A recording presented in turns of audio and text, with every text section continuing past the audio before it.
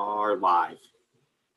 Okay, thank you, everybody. I want to apologize to people who have been patiently waiting for us to go live. We've been dealing with a bunch of administrative and scheduling things, but now we're ready to go on to S9. We have a couple of proposed amendments from the bill as was introduced, and then we're going to hear from Jamie Feehan of Insurance Trade Group, and from Damien and from Steve Monahan, and perhaps vote on this early this morning.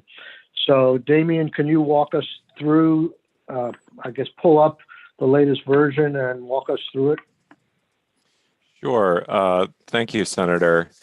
I'm emailing the latest version to the committee so that it can be posted. I apologize. I realized this morning, and the editors realized this morning, that they missed a very obvious, and I missed a very obvious typo in the version that's posted on the web, which is slightly, which is not what we're going to go over this morning. But for those of you who noticed that I spelled extension, oh yes, I apologize for that. So let me pull up the latest version here on my laptop, and we will go ahead and walk through it. There we go. Sorry, it's just taking a moment to get everything up to speed here. And as soon as we are, I'll share my screen and go through it. So the amendment, I ran it by Steve Monahan from the Department of Labor yesterday without the highlighted language that you'll see in this. So he has read the amendment with the July 1st date that we stated yesterday, but not the 30 days after the end of the state of emergency date that you'll see this morning. So this is version 3. Committee members should be receiving this in their email as we speak. So the first is an intent provision, provides that the General Assembly's intent to continue uninterrupted from January 15th until 30 days after the termination of the state of emergency related to COVID-19. The Commissioner's authority pursuant to Act 150 to temporarily extend deadlines and amend or waive specific requirements of the workers' compensation laws during the state of emergency related to COVID-19, and the provisions of Section 2 of that act that establish certain circumstances where a rebuttable presumption is created that a worker who's diagnosed with COVID-19 is entitled to benefits under the workers' compensation law. Are there questions on the intent section or any concerns about it? Okay, I'm going to move forward then, and if you notice something, feel free to come back to it at the end of the walkthrough. So the next piece here is amending the language from Act 150 and Section 2A1, which is the frontline worker presumption. And so we've struck out January 15th, 2021, and instead changed the timeline from between March 1, 2020 and there's an extra "and" in there that needs to come out, and the 30th day following the termination of the state of emergency declared in response to COVID-19 pursuant to Executive Order 01-20. So I will take out that "and" if the committee decides to move forward with this amendment. And in Section 3, here, this amends Section 2B of that same section. And again, it's from April 1, 2020 to the 30th day following the termination of the state of emergency declared in response to COVID-19. So I apologize for the typos. And then finally, Section 4 here amends Section 3 of that act, which is the prospective repeal section, to say Sections 1 and 2 of this act, which are the administrative flexibility for the department and the presumption, are repealed on the 30th day following the termination of the state of emergency related to COVID-19. And then the effective date here is on passage, except that notwithstanding 1 VSA 214, sections 1, 2, and 3 have to take effect retroactively on January 15th, 2021. And section 5 needs to be numbered section 4. I apologize for that. If you remember, there was a section 4 left in for a broadband provision that Maria is working on. But it's been decided that if that is added to this, it's going to be done as a floor amendment and not by the committee this morning. I'm going to stop the share. Do you have questions on that? Does anybody have any questions on this draft? And just one of the things I want to say about framing this and why there's obvious reasons why we need to move forward as quickly as we can on this is I view this pretty much as a technical amendment. We set a policy on the presumption that no pun intended, on the presumption that the virus would end. So I think we've done our due diligence at this point. We'll obviously hear from Jamie, but we've done our due diligence to see that this is working well. And I think Steve's testimony as of yesterday say it is working well, and it is needed. And so we just got the time frame wrong. We're not changing policy. We're just getting it paired to an appropriate time frame. I think that's essentially all this bill is doing. So with that, why don't we hear from Jamie? He asked for a couple of minutes. I'm happy to give him more if he wants. Then we could also hear from Steve on this draft and in response to any of Jamie's comments. And Jamie's with us.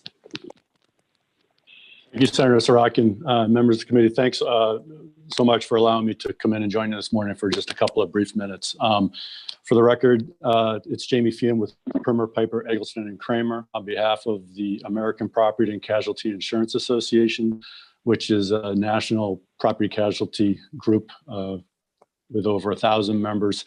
And those members that write comp write approximately 70% of the workers' comp insurance sold in Vermont. And it certainly, as Senator Sorokin, you alluded to, it's not my intent to resurrect or relitigate the policy issues around this issue, but I did just want to remind the committee that APCIA, along with others, opposed S342 from last session, and the concerns that led to that opposition remain. And thus, APCIA would like to state for the record that it opposes a sunset or extension of the sunset or repeal. Those concerns, were varied, but included what we felt were overly broad nature of the bill, that the existing system accommodates workers who contract virus in the course of their employment to be entitled to workers' comp payments and insurance, and thus, the bill was not necessary. And of course, the very nature of a presumption, which sort of whittles away at the true nature of the workers' comp system. I did also just want to briefly bring to the committee's attention, because I did hear the discussion yesterday about, do we know where the cases are arising, which sectors of employment? I don't have an answer to that, but I have noted that, among the many things that the Department of Health, fine things that the Department of Health has been doing throughout the course of the pandemic is publishing and releasing information related to the virus, including, sources, who's contracting it, and how the outbreaks are impacting group settings. And they occasionally post these reports and data. And one was posted December 11th, which contains confirmed data reflecting cases identified between March 5th and December 9th. And with respect to outbreaks, they identified the major categories, including, not surprisingly, congregate care and living, which has 378 cases among its residents and 184 cases among facility staff. Community spread, 441 cases. Workplace, 119 cases among employees, and schools and childcare with 39 cases. So again, looking at least at the Department of Health data and these numbers, it doesn't appear that the workplace is a main driver of COVID contagion. I provided Nathan a link to this report and in the event the committee wants to take a look at it in the future. But I've exceeded my time, Senator. I appreciate the opportunity to come in this morning, but I did want to provide these brief comments and certainly look forward to working with you and the committee on workers' comp issues as the session unfolds. Thank you, Jamie. I do have one question. I fully understand your position in perhaps context of a slippery slope in terms of potentially this being viewed as a liberalization of traditional workers' comp. However, from the testimony I heard yesterday, I didn't hear of a single contested case at this point. And I'm wondering if you have any examples where you think this bill has produced a clear, erroneous result.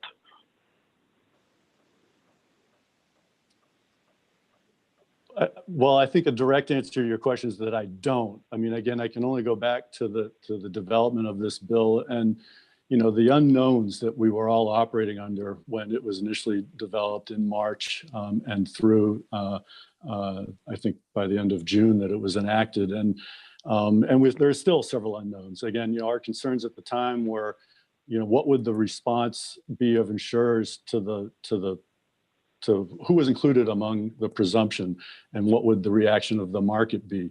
And thankfully, I think we can all say that Vermont is while we certainly have our issues and they are horrible, we're faring well compared to others, at least within the workers' comp arena. And so, but I would just sort of say, I think that uncertainty remains and will remain through the length of the pandemic. Thank you. Does anybody else have questions for Jamie? Okay. Steve Monahan, are you with us? I'm sorry, I have no visual, so. Yeah, I'll help you with the visuals, Michael. Okay. I am here, Senator. This is Okay. Steve Monahan, Director of Workers' Compensation and Safety for the Vermont Department of Labor. Thank you, Steve, and thank you for your testimony yesterday. Have you had a chance to look at this new version and any concerns with the one major change from what we talked about yesterday in terms of having a flexible date versus a fixed date? I just don't want to, I don't think the governor is going to be calling a special session to extend this bill past July 1st if the virus is still going on. Well, I didn't have a problem with what Damien had sent me yesterday. I hadn't seen this language until this morning, so I don't have an official position on it. I would, two things immediately come to mind.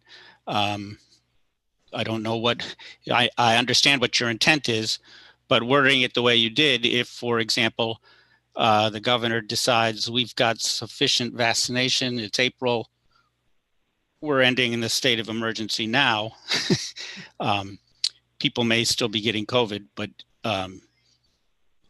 that the bill would end in May because arguably people will have had ample opportunity to obtain protection from it. I don't know whether that would happen or not, but that's a theoretical possibility. The other thing, and you would probably have to hear more from the Department of Financial Regulation on this, but one thing I know that Deputy Commissioner Gaffney has frequently mentioned is that insurers like predictability, and when you provide a provision like this, it removes that predictability, and that may have a cost.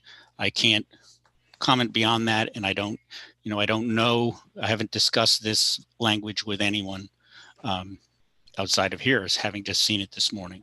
So those are two things I point out. The advantage of a date certain is just that it's a certain date, and we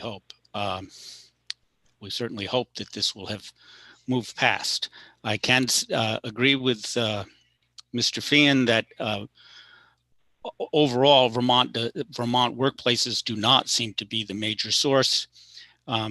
Where there have been cases, it seems more often, other than congregate care facilities, seems more often than not that someone who has contracted it in the community and is asymptomatic has brought it into the workplace.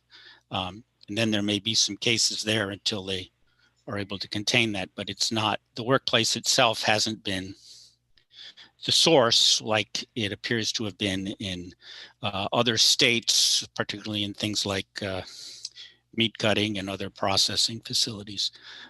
So overall, Vermont has done, from a workers' comp perspective, I think as well as generally, somewhat better than the nation in responding to this.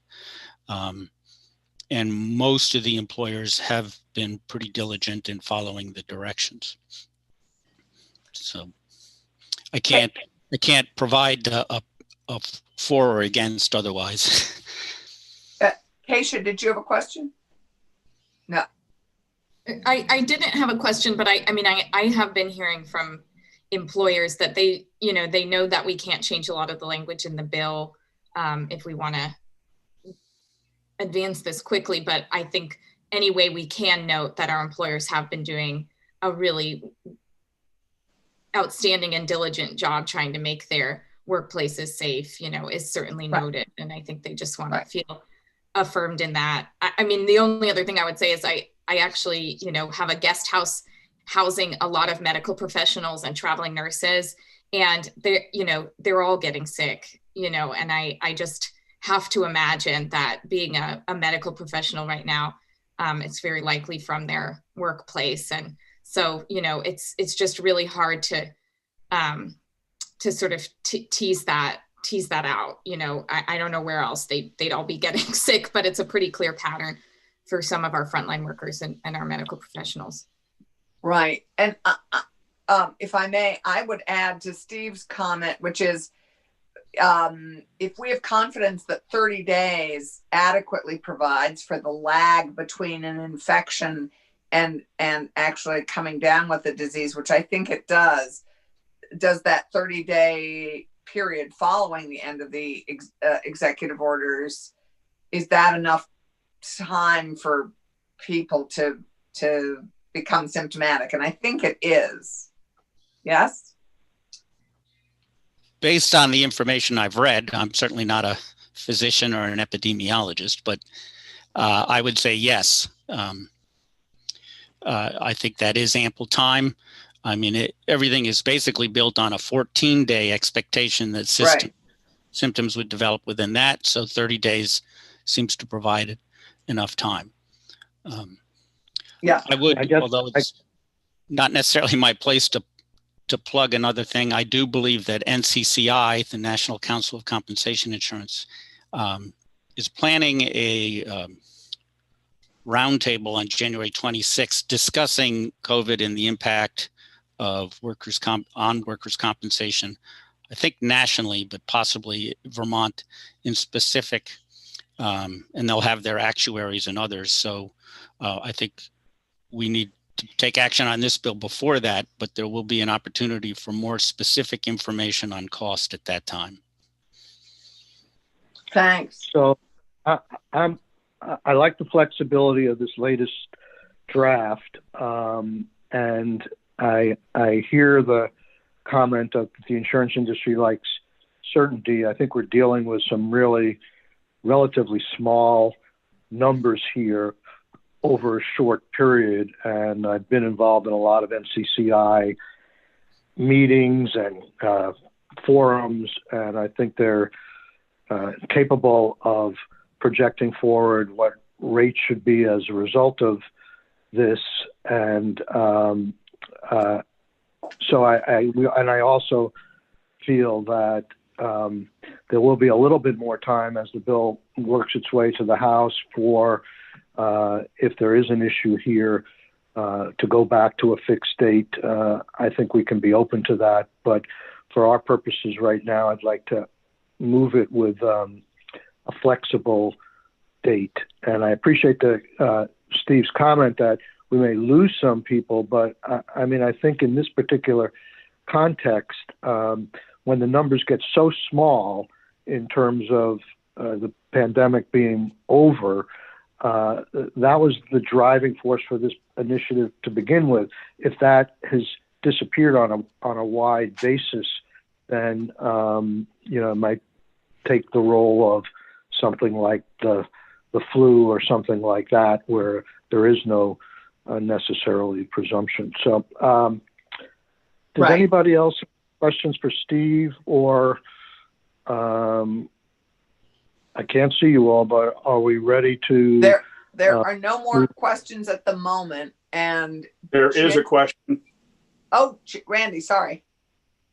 And the question is, and it was really probably more a question that should be directed towards Jamie, is with respect to the flexibility of the insurers to adjust their rates accordingly. This bill is not asking by any means for insurers to provide anything for free. The expectation is, if there is in fact a cost, that it should be able to be passed on by insurers to the folks that they're insuring. I like the flexible date. I think it makes much more sense, and I'm prepared to move ahead with this, but I would like somewhere during the course of the discussion, as this moves through, to get the answer to that question about the insurer's flexibility to raise rates in order to recover the costs associated with this. Jamie sadly has left the meeting. If he's listening, it would be great if he'd come back in. And Nathan, is he in the waiting room still?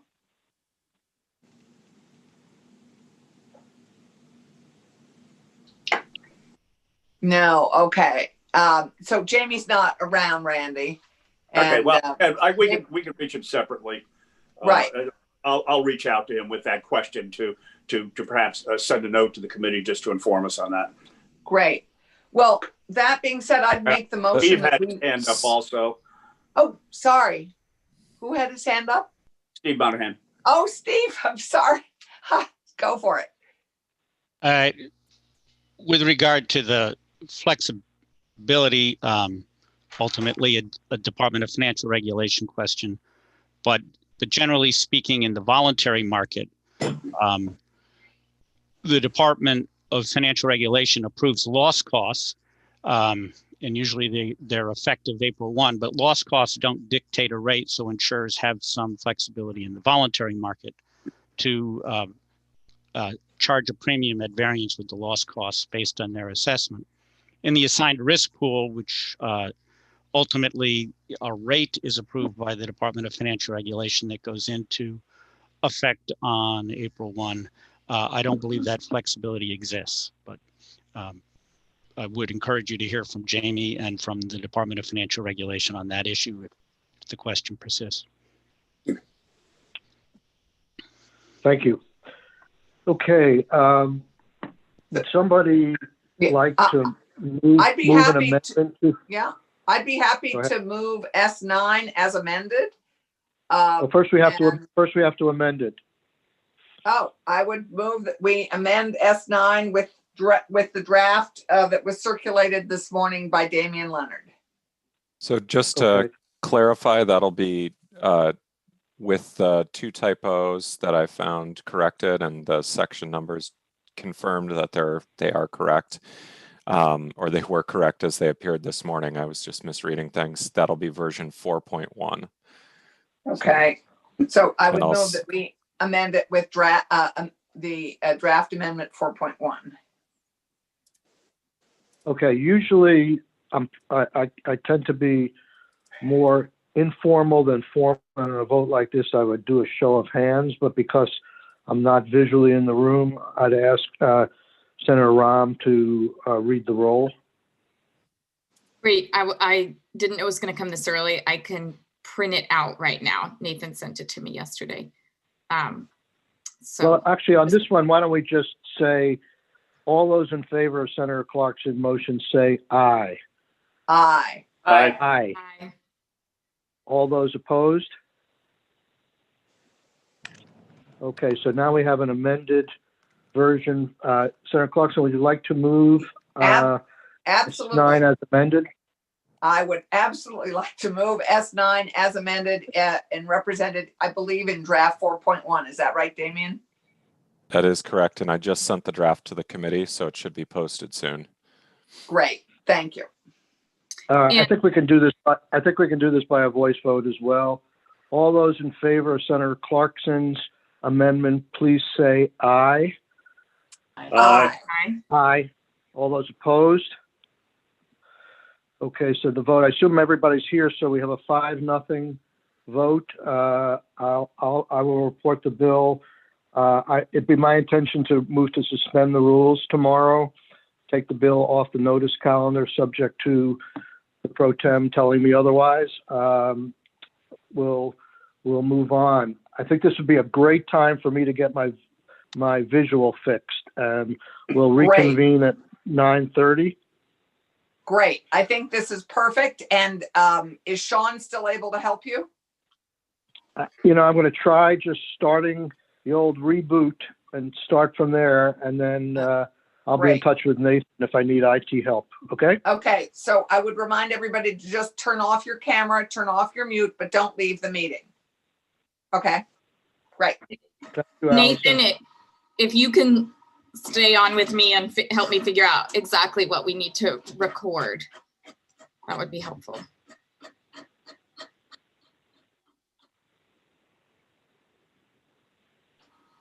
Keisha, do you want me to do that with you or Nathan? Thank you. Nathan. Yeah, no, that's fine. I don't know. I'm happy. I can do it. I'm just trying to set up a room to do that in. Nathan, Okay. I just printed out the same record of action you gave me yesterday. Do we need a new one? Here, just give me a second so I can put on, because we're still live on YouTube. Great. Keisha, let me walk you through it. It's very simple. Are you taking us off YouTube? No, I'm just putting on the break screen. So I'll put you two in a breakout room. Okay. Ooh, how exciting.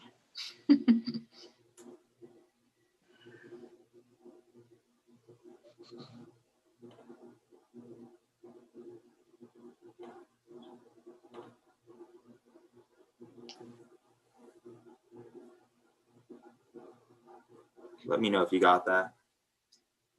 Not yet. Got what? Like an invitation to go to a breakout room. Oh, yes. No invitations yet. Our mantle is empty. Not enough invitations. Okay, that usually does that.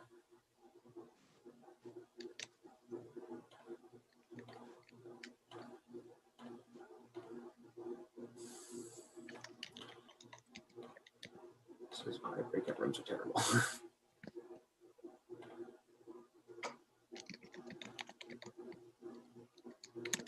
You should have got a notification asking you to move to the room. We have not.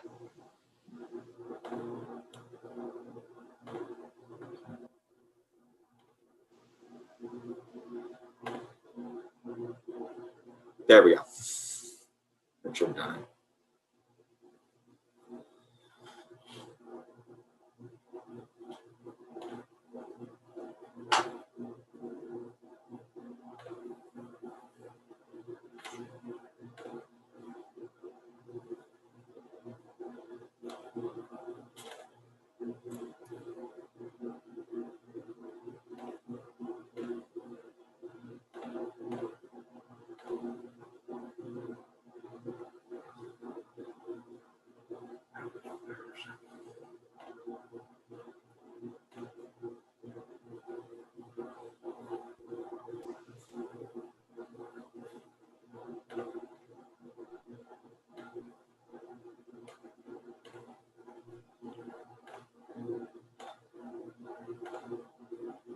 Is anybody able to hear me?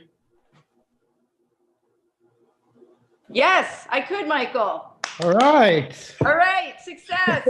Yay! Thank you. You're welcome.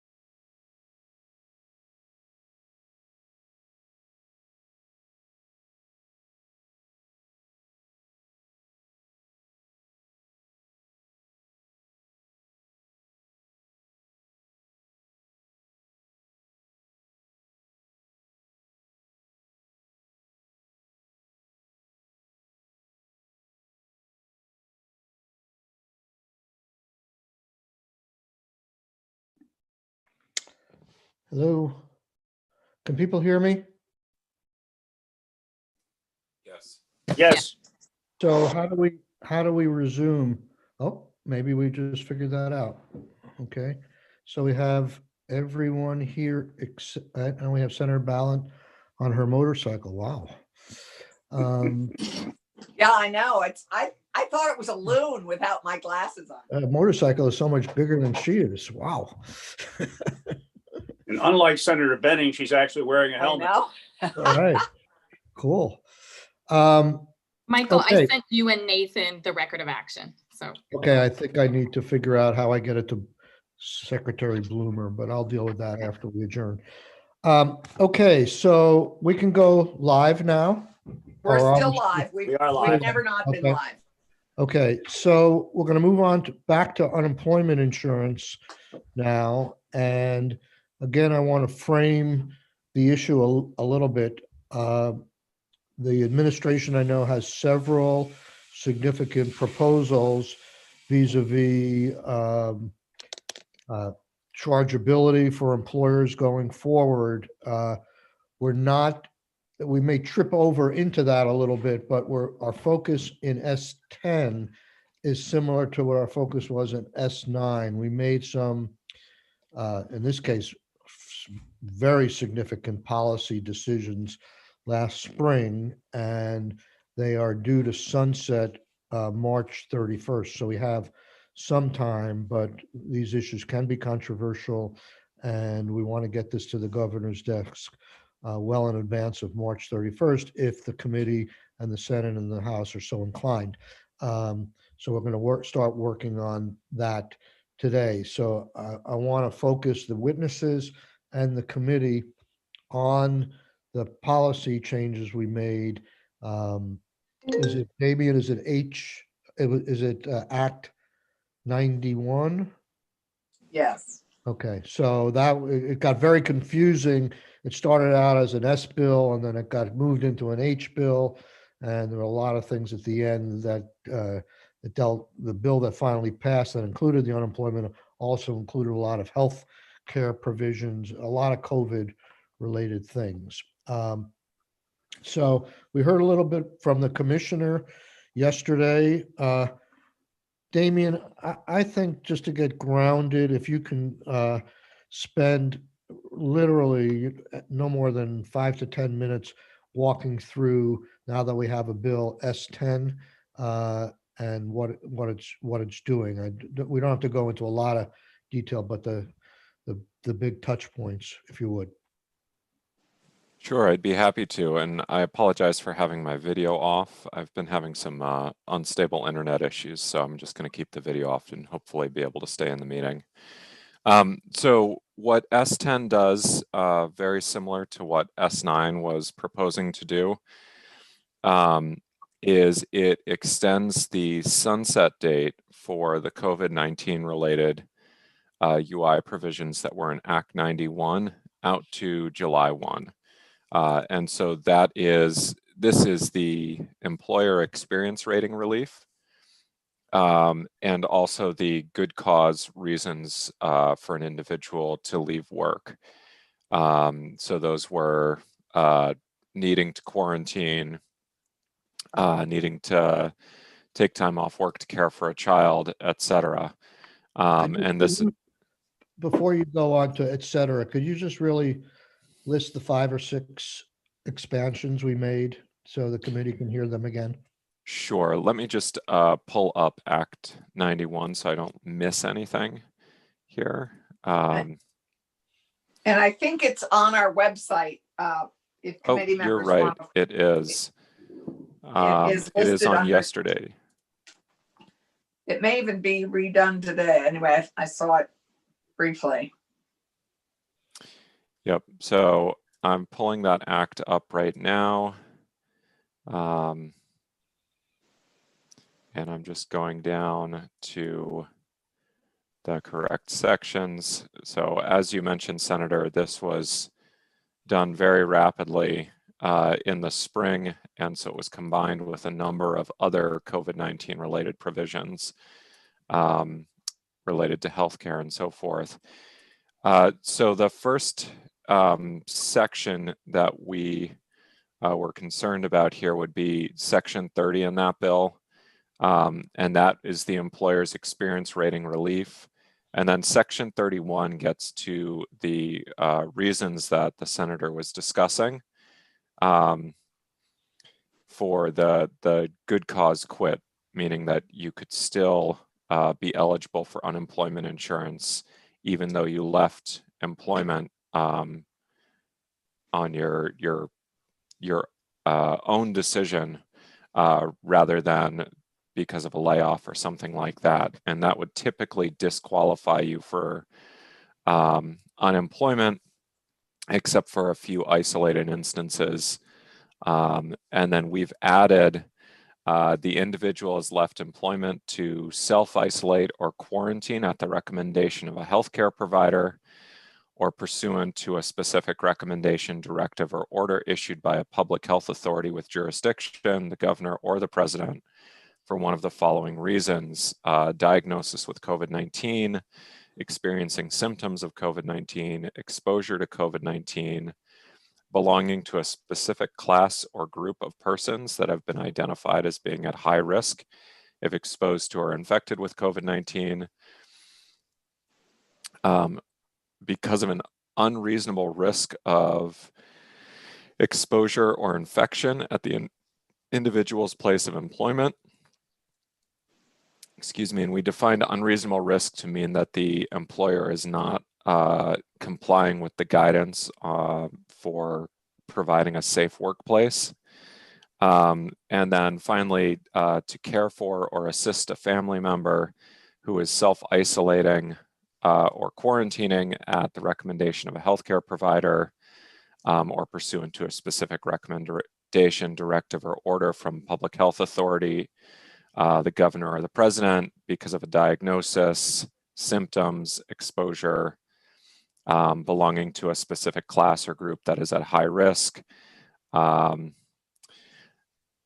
then finally, the employee could also have left employment to care for or assist a family member who has left employment because of an unreasonable risk that they could be exposed to or become infected with COVID-19 at their place of employment, or the individual left employment to care for a child under 18 because the child's school or child care was closed, or the child care provider is unavailable due to a public health emergency related to COVID-19. So that is a public health emergency, not an individual health emergency.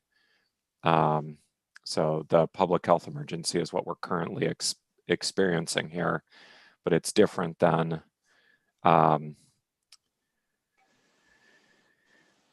some sort of individual health emergency there. But again, if the closure is somehow related to the COVID-19 emergency, I think that would be covered by this final section here. So that is the broad grouping that we created last spring related to good cause reasons to leave employment. Let me just jump in, just at the risk of being Sure. overly broad for folks who may not be totally familiar with the UI system. Generally, if you leave work for, even if it's a good cause, if the good cause is not attributable to the employer, you can't get benefits.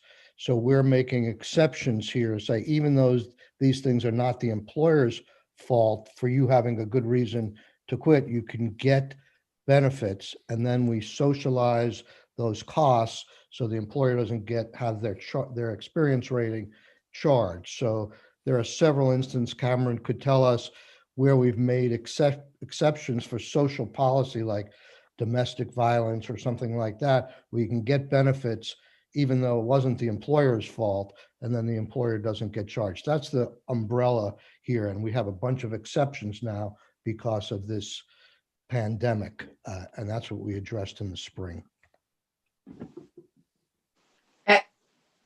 And in case if you're following along, Section 34, Section 31 begins on page 34. The whole act is in yesterday's on yesterday's page, Act 91. So it starts on 34 and on page 34 and goes for several pages. Thank you. So thank you for that, Damien. That was good. Could you do the same thing for chargeability now?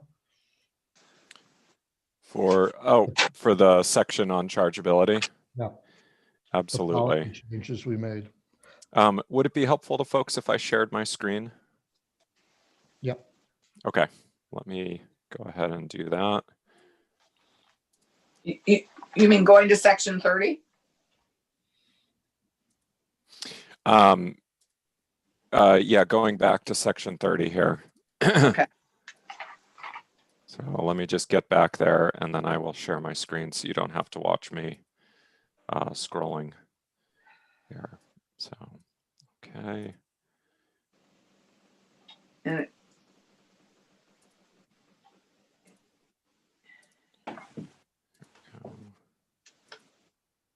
Okay, so here we are at section 30.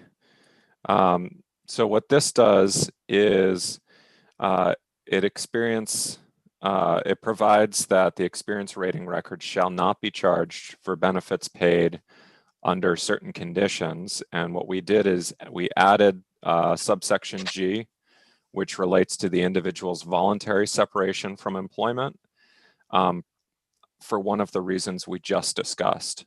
So it's the same list of reasons here. But it essentially holds the employer harmless for the individual's voluntary separation. One of those reasons. The next thing we did is we provided that an employer would be relieved of charges for benefits paid to an individual for a period of up to 8 weeks with respect to benefits paid because the employer temporarily ceased operation, either partially or completely, in response to a request from a public health authority that the employer cease operations because of COVID-19 in response to an emergency order or directive issued by the governor or the president related to COVID-19, or because the employer has voluntarily ceased operations due to actual exposure of workers at that place of employment to COVID-19. Or 2, the individual has become employed as a direct result of a state of emergency declared by the governor or the president in relation to COVID-19, or an order or directive issued by the governor or president in relation to COVID-19. So this would be an instance where, for example, the governor's executive order closes a place of business temporarily due to COVID-19. And then finally, the individual has been recommended or requested by a medical professional or public health authority to be isolated or quarantined as a result of COVID-19, regardless of whether the individual has been diagnosed with COVID-19. And so this is, those are the reasons there under that section, but one of the important things to note here is, unlike the voluntary section there where the individual voluntarily left employment, this is a provision here where the individual is temporarily laid off by their employer, and the employer gets only 8 weeks of relief under the temporary layoff provision, whereas the employer is just completely held harmless under the voluntary quit provision. This subsection B here is very important, and this is something that we started discussing yesterday. The employer shall only be eligible for relief of charges under this provision if the employer rehires or offers to rehire the individuals within a reasonable period of time after the employer resumes operations, as determined by the commissioner, or upon completion of the individual's period of isolation or quarantine. And then finally, the commissioner does have authority to extend the period for which an employer shall be relieved of charges pursuant to this subdivision by an amount that the commissioner determines to be appropriate in light of the terms of any applicable request from a local health official or the commissioner of health, or any applicable emergency order or directive issued by the governor or the president, and any other relevant conditions or factors. So this does give the commissioner discretion to provide additional relief to employers. I think the two things that that we started discussing yesterday are whether that 8 weeks of relief should be changed or just eliminated altogether, so it's broader relief, and then also whether the rehire requirement needs to be there. And I think the commissioner and Cameron can probably talk more to some of the issues there around the length of relief and what they've been seeing with employers around the rehire requirement and so forth, and how that may be difficult to administer, given that unemployment is somewhat different, or the actual amount of unemployment was I think, to some extent higher than we were expecting when we passed this at the initial point in the pandemic. So, and I will stop sharing my screen, and I think that's it for me. That was great. I want to focus on these two issues at this point, and so how should I phrase this? I think in my conversations yesterday, I think in conversations I've had with the commissioner one-on-one, I think in the real world, that 8-week rule with an exception for extensions is the exceptions have swallowed up the norm. So it's not really an exception.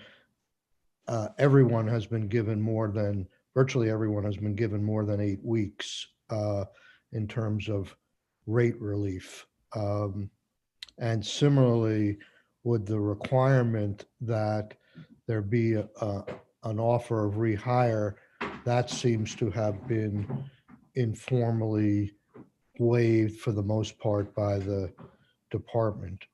Is that correct as a starting point, Commissioner? Thank you, Senator. For the record, Michael Harrington, Commissioner, Department of Labor. Yes to both of those. And I would just say in broad terms, we as the department support the continuation of this bill, I believe proposed through the end of the fiscal year or to July 1, 2021. And I think you hit on it. The biggest area of concern really is the rehire piece. We have extended the period of relief to align with the continuation of the emergency order. So as the emergency order gets extended each month, so too does the rate relief. And specifically, Section 30, 3B, which is the rehire. I think the only thing I would put out there is there are really two components to that. The rehire piece, I don't know whether we actually need to remove it from the bill. Whether or not we are able to administratively enforce it, just given the volume, is one thing.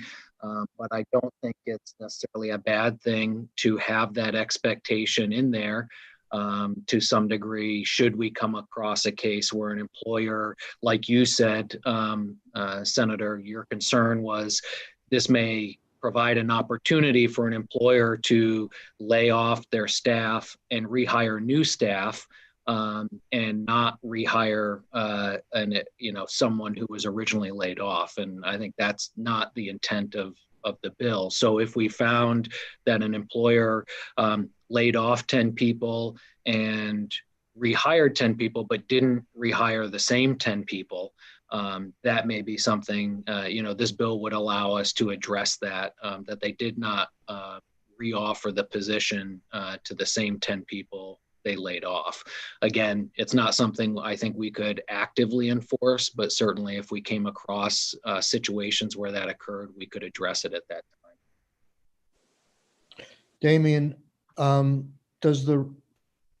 I understand that, I think on the screen, it was the last subsection you showed, it seemed like it allowed for an extension beyond the 8 weeks of non-chargeability. Did it also give the commissioner discretion to waive the rehiring provision as well? It did not. So that the rehire provision does not have discretion built into it. It says rehire or make an offer of reemployment. But there is not discretion to waive that. Obviously, if the department is unable to, fully follow up or vet someone's assertion that they've rehired, that makes it difficult to enforce. But it may be something that if we may want to add in language that the commissioner may waive this requirement as appropriate, or something like that, just to give the department clear discretion to kind of apply it when it's appropriate. I would just ask or mention from an administrative perspective, the struggle we ran into, and Cameron can probably share more, is that there just isn't currently built into our system a way to track whether or not an employer who laid an individual off rehired that employee.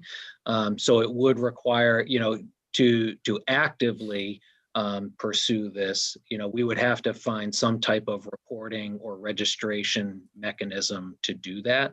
However, Damien's point, I think, is a good one. I do think there's a piece in this section that is important to keep.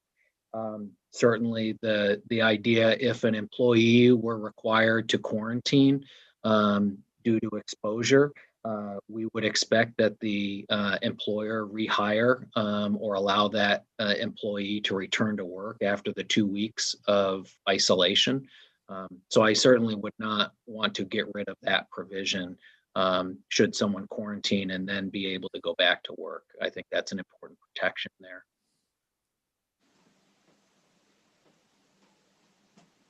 Michael, may I ask a question? Yes, go ahead, please. Michael Harrington. So it sounds like, Damien, it sounds like we're maybe going to propose a very simple fix, which is just adding flexibility for the commissioner. Which I think if you think there's value to keeping this in place because you're not able to track it, and we long for that new IT system for labor, that if given all that you've said, it strikes me that we should move forward with that simple fix of just adding flexibility for you. If you're asking me, Senator, I'm certainly supportive of that, and I think that would be an easy way to allow the department to continue to hold businesses accountable if we found egregious cases where they did not rehire folks but hired new folks. That's, I think, the concern that Senator Sorokin identified yesterday, and I thought that was a really good point. So if the committee is willing to add that flexibility, I think that's all we would need to do at this point. Yeah, because all of us are seeing cases where people actually have taken other jobs and voluntarily taken different jobs, so they don't necessarily aren't in a position to be rehired. It's a combination. Yeah, I have to say that I'm not sure I'm ready to go there yet, but we'll talk some more. Okay. Senator Rahm? I'm in a similar boat, and I think, I don't know if Matthew has some of the data to help paint a picture of who is on unemployment demographically and some of the barriers they have to being rehired. But we did learn yesterday in communication from Joyce Manchester in Commerce and ACCD that it's a majority women who are accessing unemployment right now. We don't have any racial data. It was about 97%, no information on the racial data piece, which I think is problematic. And so I just wonder if before we continue this conversation, we can paint a picture around who is unemployed right now and why. And I think that's really helpful for us to know. Employers could say, I don't want to hire that person back because the schools might close again and they're going to go through childcare issues again. We have to know some of the reasons people might be discriminated against in being rehired. And may I just tag on to that question, not who and also what sectors? Because I also think even though we don't have the racial data, we do have a notion of the sectors that are influenced, that have been impacted in this. So yes, we can do that. And if we can do that now, very, very quickly, that might be worthwhile. My concern is even larger than that, even if the sectors are distasteful, and that's not the right word I'm looking for.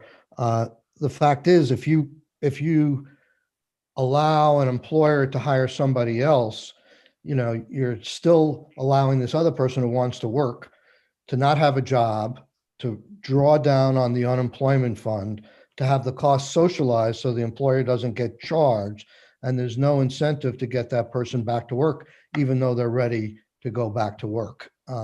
So I'm concerned, regardless of the impact on the sectors in the whole population.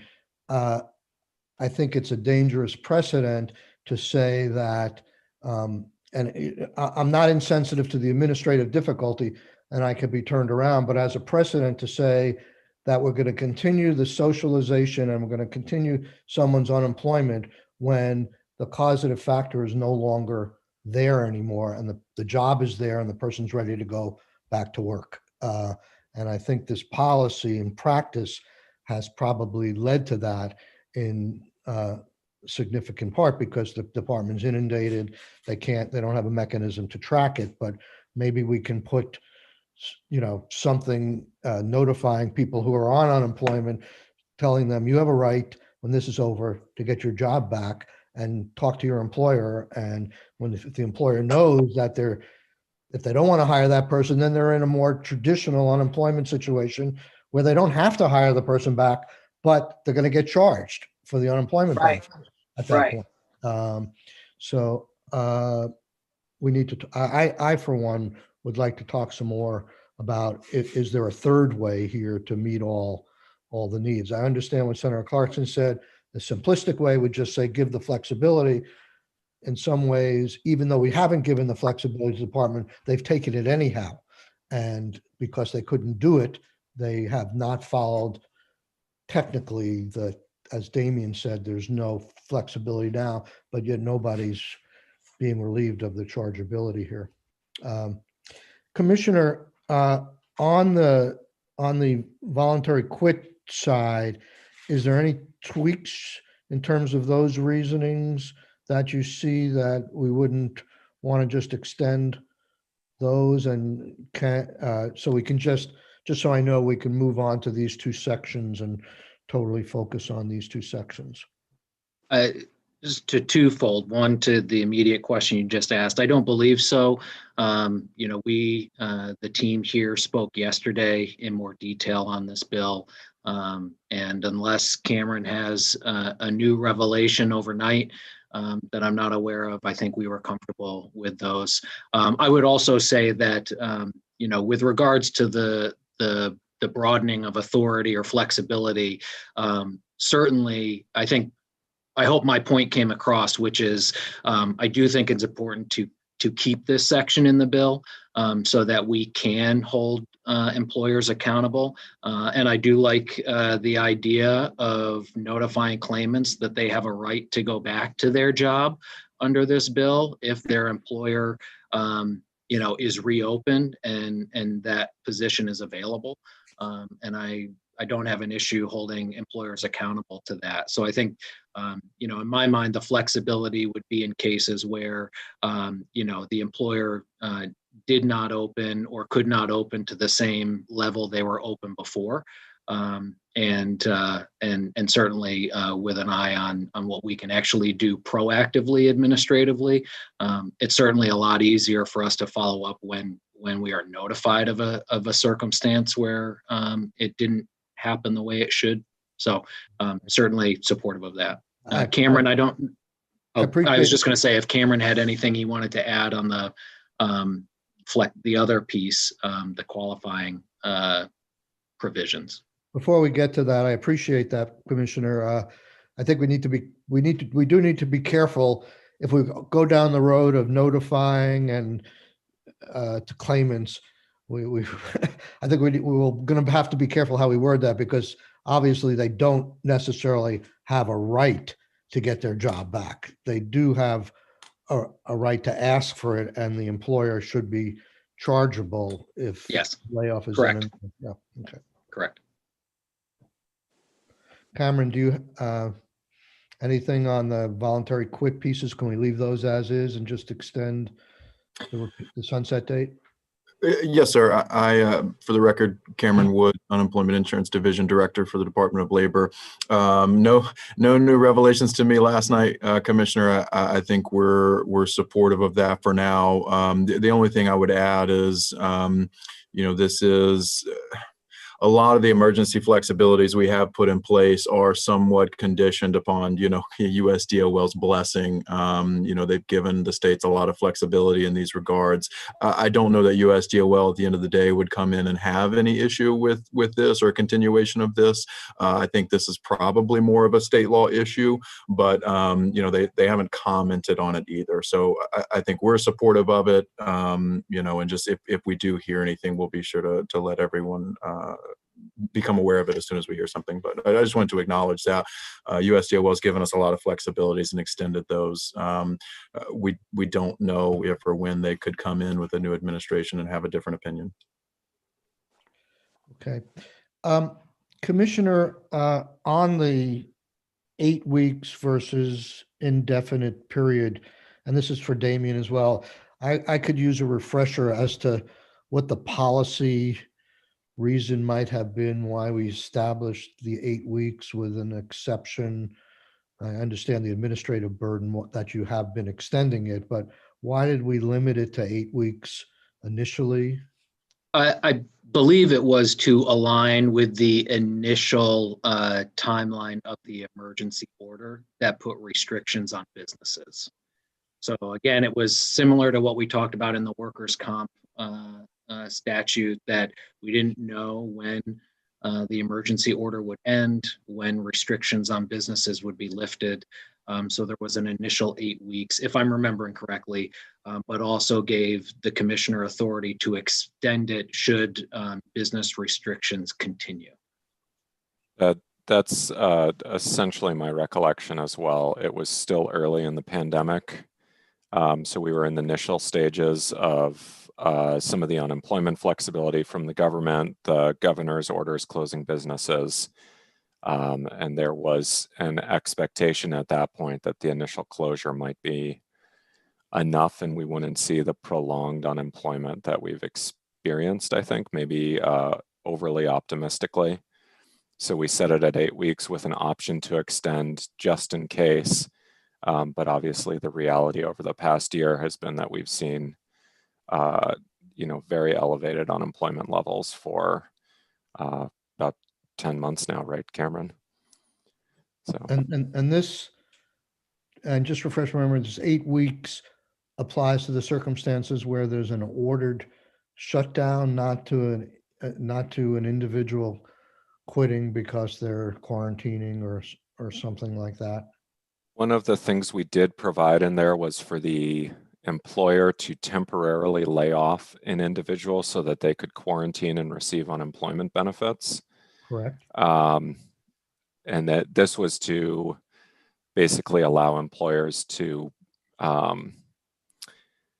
provide their employees at this point. Again, it was still early in the pandemic. And I believe when we added that language, the FFCRA with its paid leave provisions, I can't remember if it was out yet or if it had just come out, but we were trying to fill in the gaps and enable people to receive some sort of wage replacement and allow employers to encourage their employees to quarantine by temporarily laying them off and allowing them to be eligible for unemployment benefits.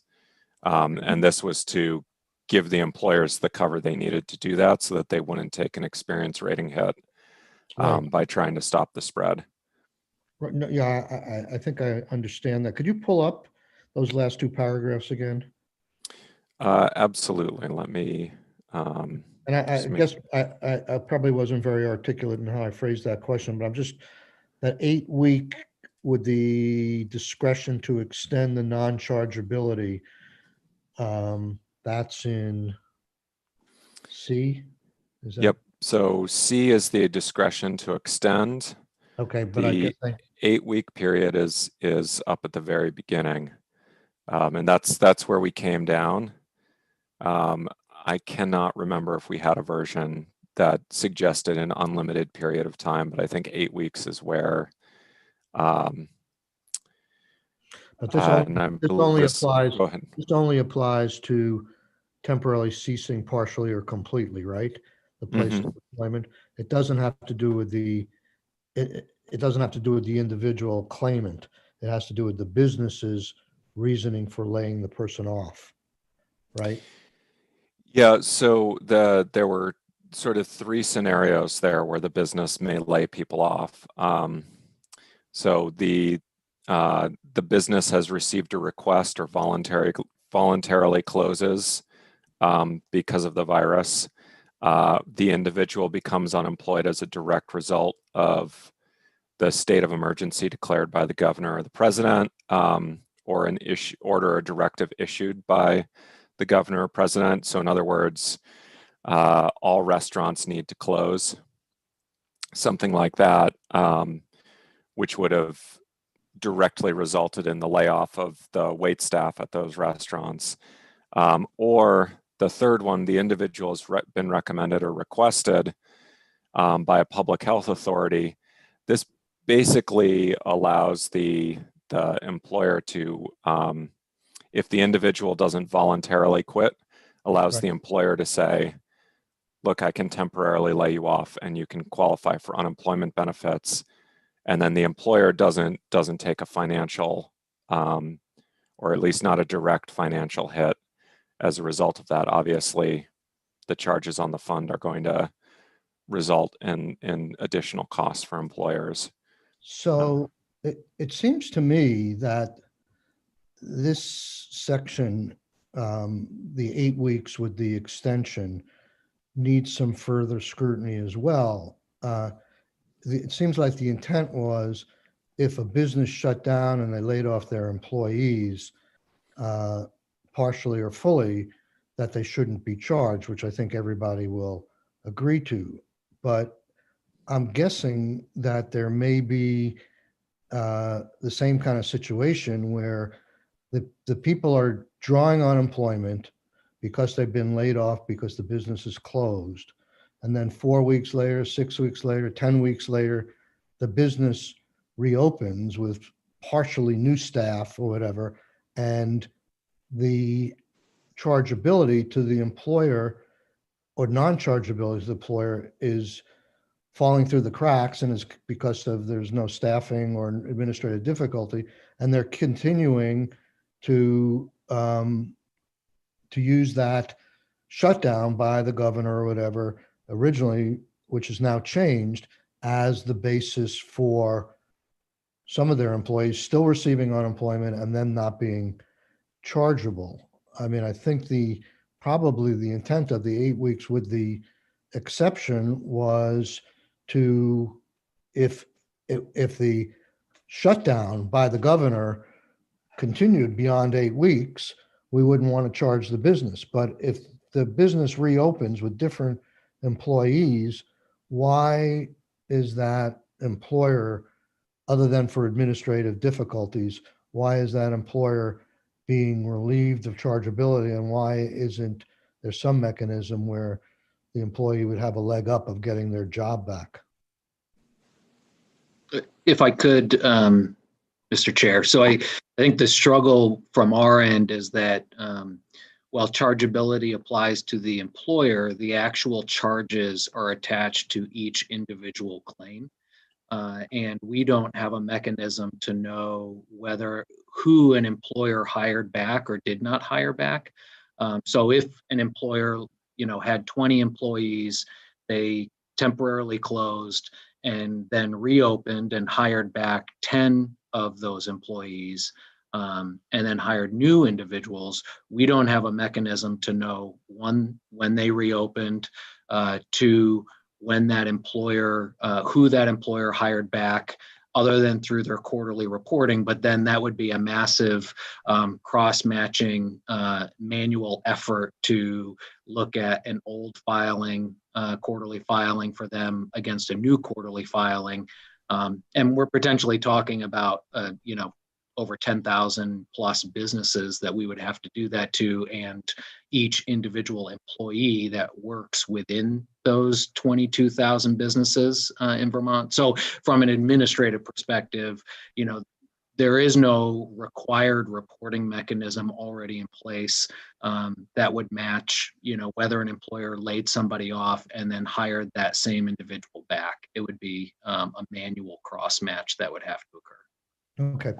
So what I'm going to suggest, unless there's other questions at this point, is we're going to go to Senator Rahm's question and ask Matt a few questions. But we may pick this up again on Friday and maybe next week.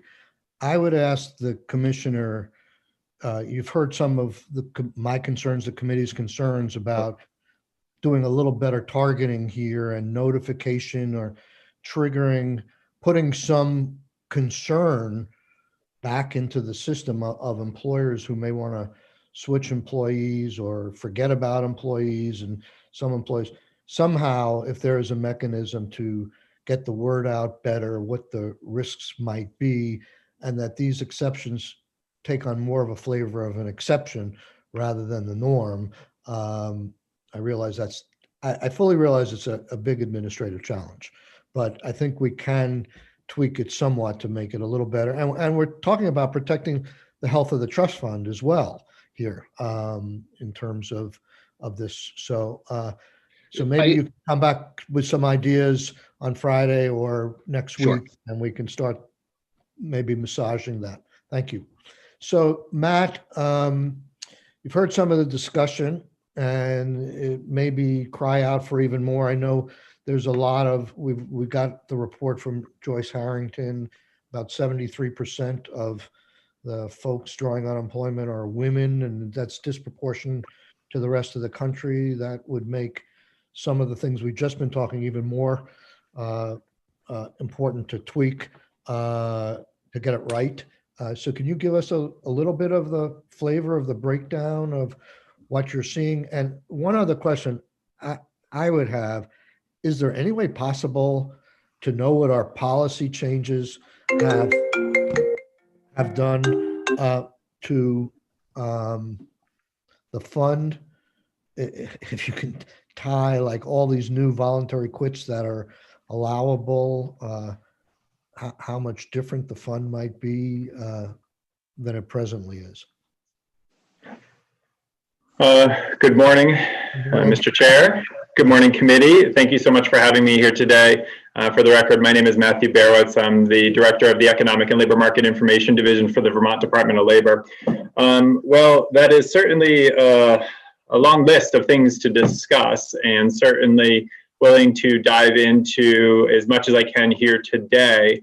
I will just openly disclose I was not coming here prepared to talk about the characteristics of the claimants themselves. I can speak to the same data that it sounds like Joyce Manchester from the JFO quoted, indicating that there is a higher concentration of, the word gender versus sex is a big discussion in this particular variable, and which is why we're exploring it further to see how it is being reported. If it's self-reported, that's one thing. We might consider that more of a gender variable.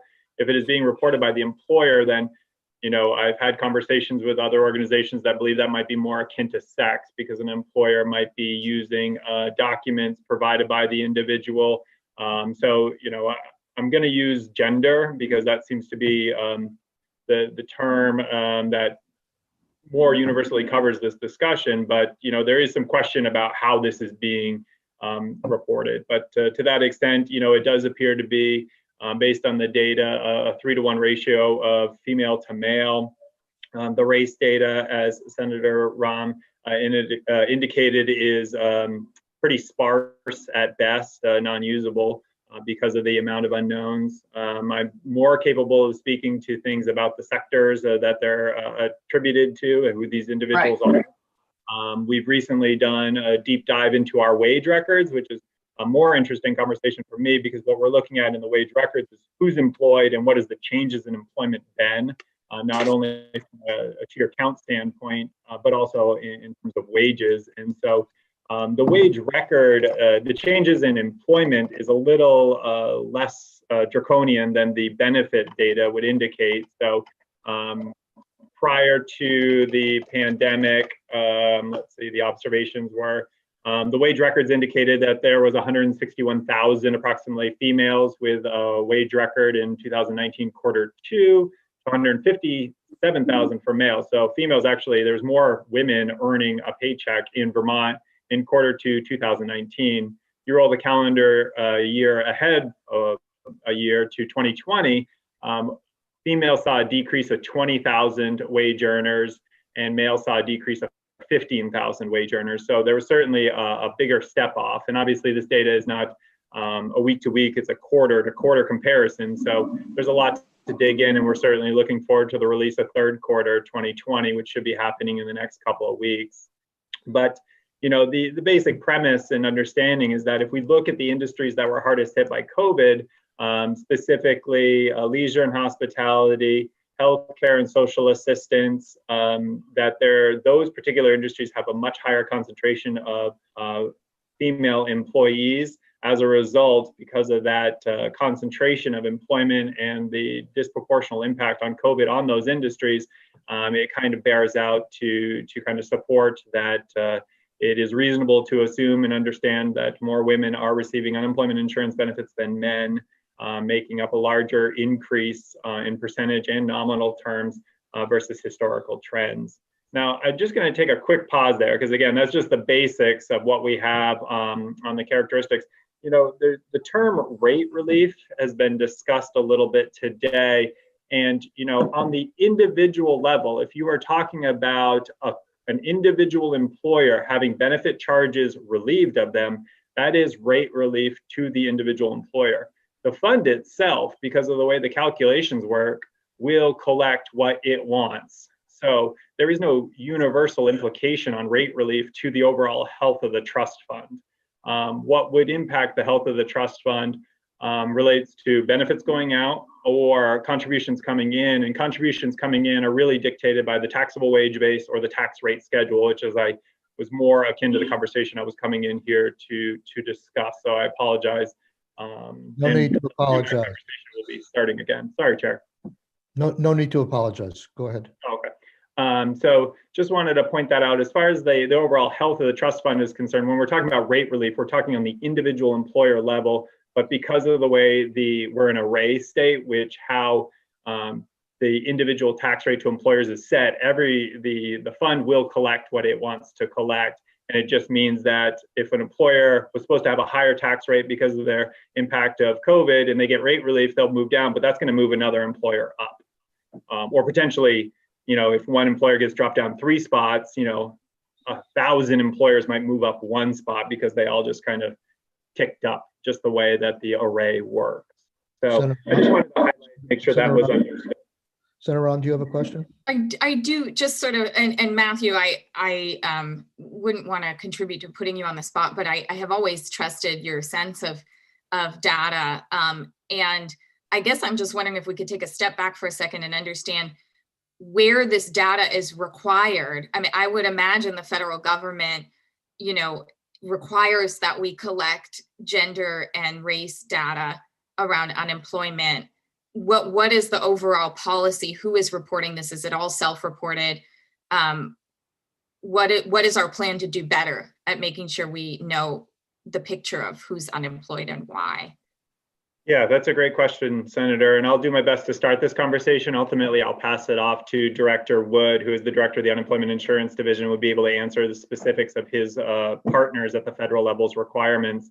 But, you know, state of Vermont is actually one of those states that's unique in that we do collect gender in just a binary term, male, female, MF, We are one of the few states in the country that do collect this in our wage records. So when our employers do their quarterly reportings on who they have for employees, their employment count, and the wages of those individuals by Social Security number, there is an opportunity for employers to provide a gender indication there. And though it is not required or mandatory, my division does our best to kind of build up that database so that we can track it and produce information, which is, because it's administrative data, very strong and able to reference. So if you were interested in the distribution of males to females in a particular industry, you can look that up on our website, and I'd be happy to share that link with Nathan. In addition, it also breaks out the wages on, I believe it's median wage of by male and female in those industries as well, so you can compare. And that's no indication of, a lot of people will point to that information and say immediately that this is an indication of a gender pay gap. I look at finance, for example. Finance is heavily concentrated with female employment, but the male to female ratio of earnings is much skews higher to male earnings. And there might be some indication that gender pay inequality exists there, but really the first and foremost concentration of why that differences exist is occupational differences. And that certainly starts a conversation, because you're just talking about the industry of finance. And if you have all frontline associates handling calls and doing back office support, as opposed to the people, or the high concentration of wage earners that really bring it home in finance are sales of financial securities and products. And so that presumably that occupation is more highly concentrated as men versus female. Then it starts a different conversation about career awareness, educational opportunities. How much are we really promoting these type of jobs, and making sure that not that kind of institutional patterns and fallbacks. And that's a fascinating conversation about how gender and the sexes has gone. But yes, that's off topic. So I'm going to pass it to Director Wood. Yeah, I was just going to jump in real quick. Senator Ram, to your question, we're digging into this a little bit, especially because the question has come up. I'm not aware of any federal obligation to report this information to the U.S. Department of Labor, at least on the unemployment insurance side.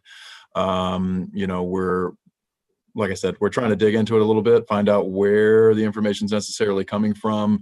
If it's coming from our wage record, like Matt indicated, which is, reported by the employer. Currently, we're not even asking the information on our unemployment insurance initial application. We do not ask, either sex or gender information. We do not ask race information. So I'm not aware of any federal obligation to collect or report. But we are kind of digging into it on our end a little more. And as far as where we're going, I don't know that I'm necessarily best to speak to that. I know it kind of becomes a broken record as an answer for us, but one of the big challenges we have are the limitations of our current systems. If it's not data that we currently collect, you have to build in the infrastructure to be able to then house that information. And that's not to say that we couldn't. I just, I caution, if it's something that we weren't required to collect in the past, it is much more difficult to go in and start to ask to try and collect it now. So, Senator Clarkson. So we've been working on this in this committee for a while. I mean, we've asked for more data collection in UI, with UI. I mean, that's part of why, I believe from 3 years ago, 2 or 3 years ago, you added the gender piece so that you're even able to say 73% of those on unemployment are now women. I think that's what came from some of our work. The Vermont Commission on Women has been pushing this for a long time. I mean, because there's so little data federally, and which is just unbelievable, given they ask for so much minutia and so many other things. It is astonishing to me. But we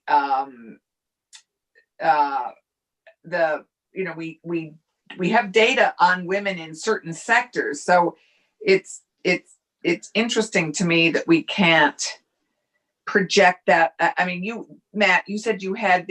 So for example, we know from the Vermont Commission on Women that if healthcare workers have been particularly impacted, or hospitality, we know that 91% of the nurses in Vermont are female. So if I mean, we can try, I mean, I assume that we're, you know, in the healthcare industry, which has been so impacted by COVID and, you know, UI claims and other things. I mean, we should, is that where this is? I guess I'm just puzzled as to why we don't know more, given the Vermont Commission on Women. I mean, they're stymied too at a certain point. And Matt, before you jump in real quick, I just want to acknowledge, you know, one thing Senator Clarkson, you said here, you know, so we have, I think, been, you know, kind of receptive to the question of gathering more information. And that was one thing we did work through the former modernization project that we were working on to begin to gather more information. So I think it was something that we did make efforts to get there. You know, in response to their requests that we had coming both from the legislature and from outside entities like the ones you've acknowledged. So I just wanted to acknowledge to the committee we are aware of it, and we were working to try to gather more information, you know, moving forward. Well, I mean, we've been working on results-based accountability since Obi was pushing. I mean, for, you know, as long as I've been, you know, I mean, when Keisha and I were in Ways and Means, you know, we can't know how we're doing if we aren't able to measure it. And we aren't able to measure it if we can't collect the data. I mean, it's a kind of catch-22. Senator, you sound like my commissioner. I will say, and Cameron brought this up to me, and I think it's a good point, and it's not an excuse by any means, but there's two pieces here. One is collecting the data, so in aggregate we can talk about how certain populations are impacted or have been impacted. At the same time, anonymity in the way we process claims is also really important. And so we would never want to create a situation or a circumstance where someone could point a finger at the division or a particular staff person for treating one claim differently than another claim because of the information that is presented on the screen. And so part of what we're talking about too is how do you collect the data that is important to know on the outside to make important policy decisions while also protecting it on the inside, so that if it's not relevant to how a claim is processed, then the agent shouldn't really have access to that data. And some of that is also just a protection of the individual as well. Okay. And I'll just add a couple of quick things here. So I've been with the department for 10 years. The gender flag is something that's been collected for decades, and I've asked staff what the historical charge of that has been, and it's really one of those, well, it's business as usual. And so, you know, that's one of the things where business as usual has been a good thing, that we have this additional information that we can publish what we do. About 5 years ago, we updated the methodology and put out a whole white paper about why we were doing it. So we do feel that the quality of the information has improved and the information has improved, while there are still a lot of unknowns, even though we are adding more data to the conversation. And then lastly, I just, you know, again, Senator Clarkson, you hit on it perfectly when you're talking about occupational segregation, or quote unquote the pink occupations, or the pink collar occupations as it's sometimes referred. I am not sure where the Vermont Commission on Women is getting that number about specifically nursing in the state of Vermont. It could be from licensure data that comes from Office of, I think it's OPR that regulates nursing. I think it is. I think a lot of it comes from OPR, but for us to be able to blend, to de-silo some of that would be helpful as we go forward, and they seem to be able to be doing that a little bit. So we're close to the 10:30 break time. I want to end, Commissioner, we've given you a little homework to do, come up with some ideas of how we can move forward on this bill with some tweaks.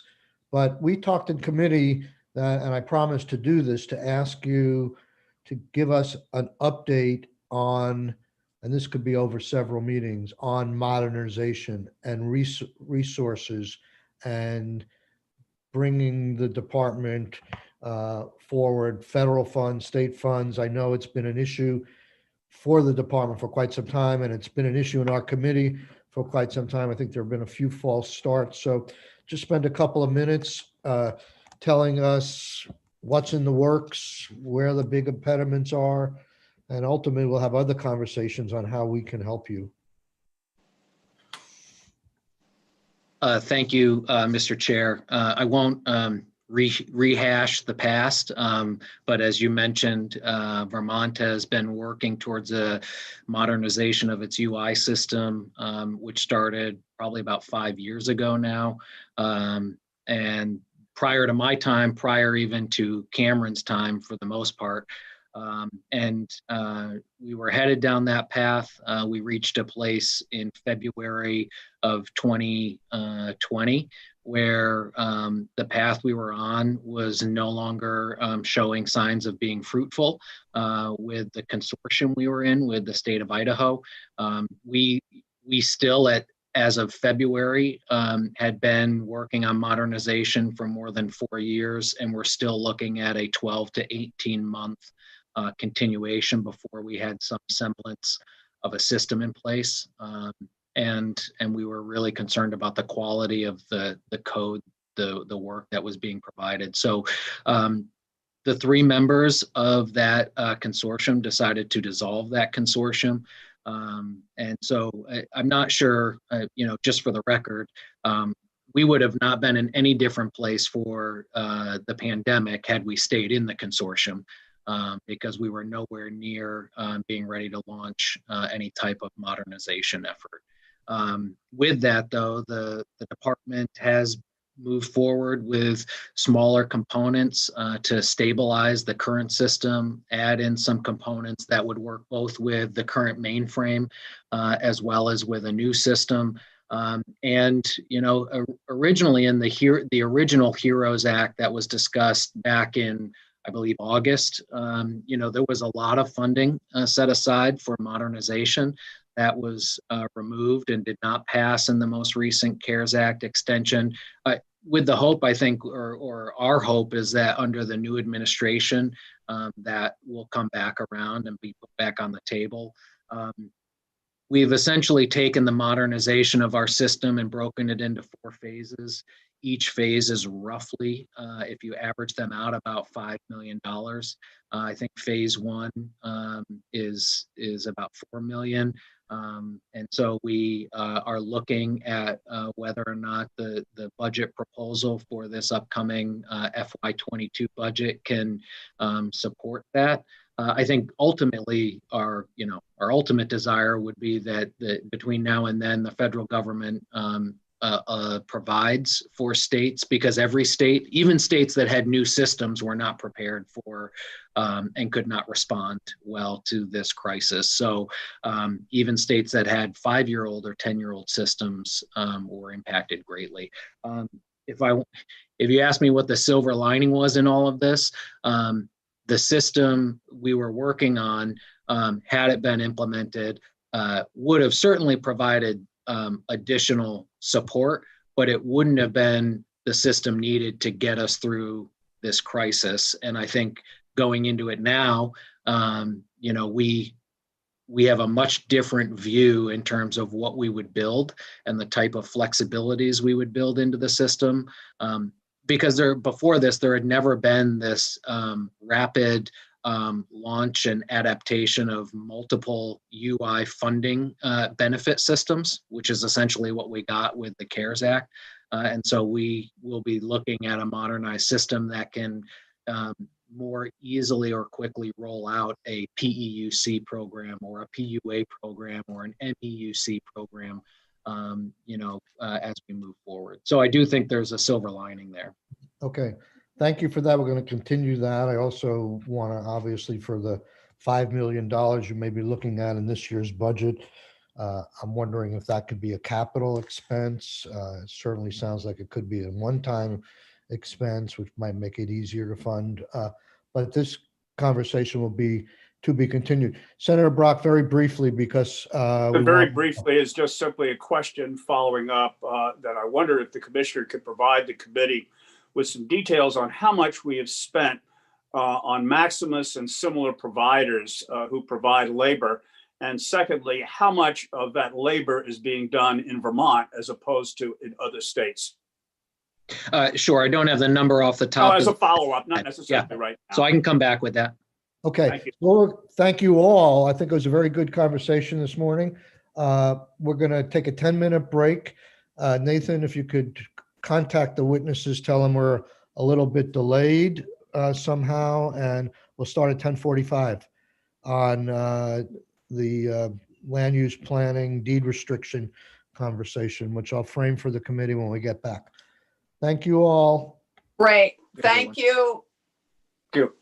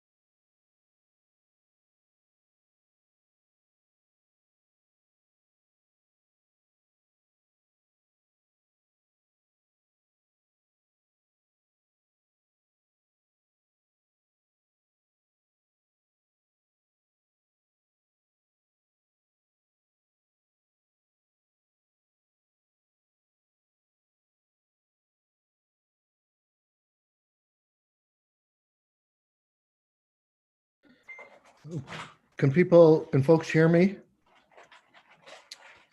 Yes. Okay, good. It's 10:45. Nathan, are you with us?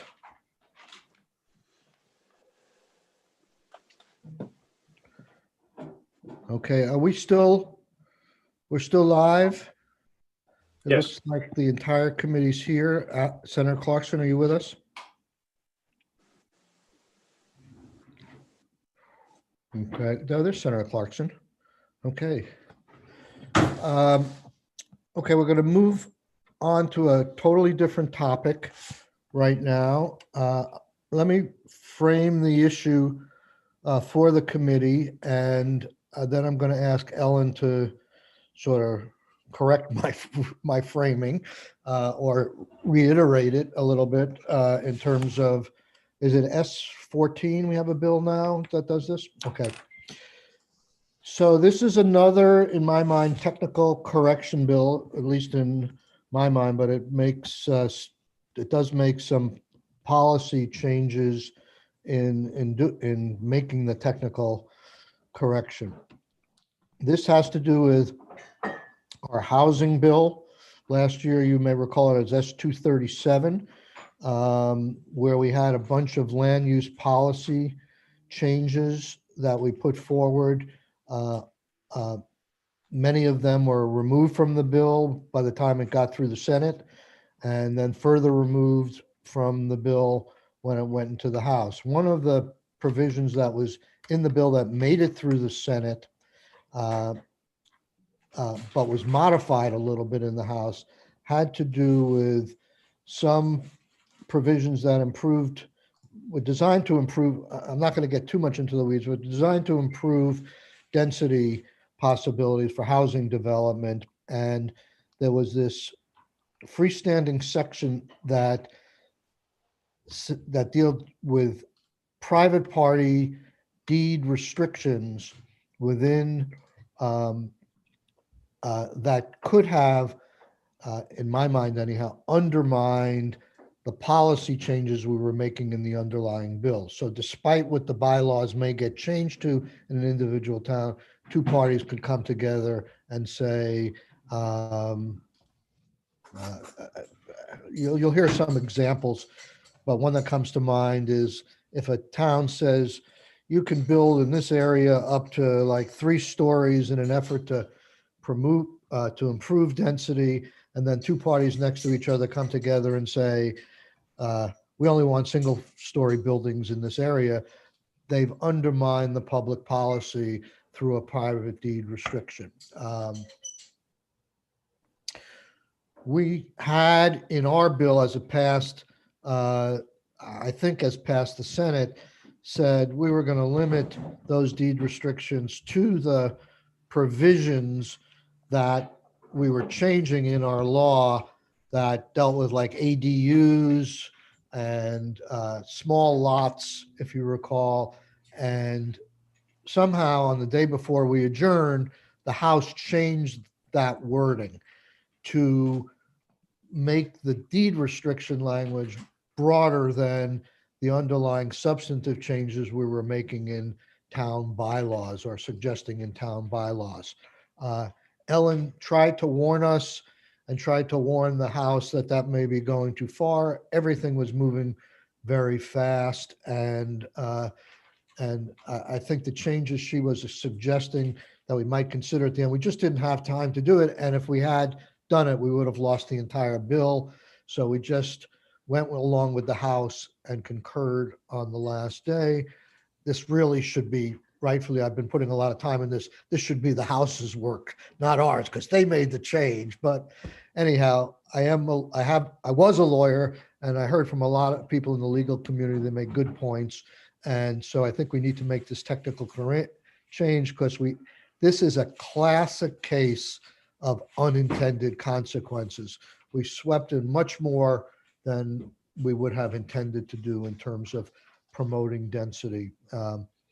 So that's a very general frame. I'm going to turn it over to Ellen to pull up the bill, use that as a vehicle to explain in her mind what happened and what we're trying to do here. And then we'll hear from a couple of witnesses. A planner from Heinsberg. Is Alex with us? I'm looking. Yes, Alex is with us, who originally suggested some of these ideas. And then AJ, another attorney, who can give us some examples of where we have gone too far. And I think we're just trying to go back to what we intended to do.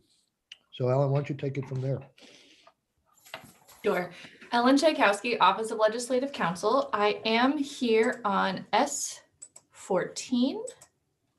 It is a very short bill. It is on your committee page for today under my name, as well as Act 179, which is the bill, is the law from last year that was S237.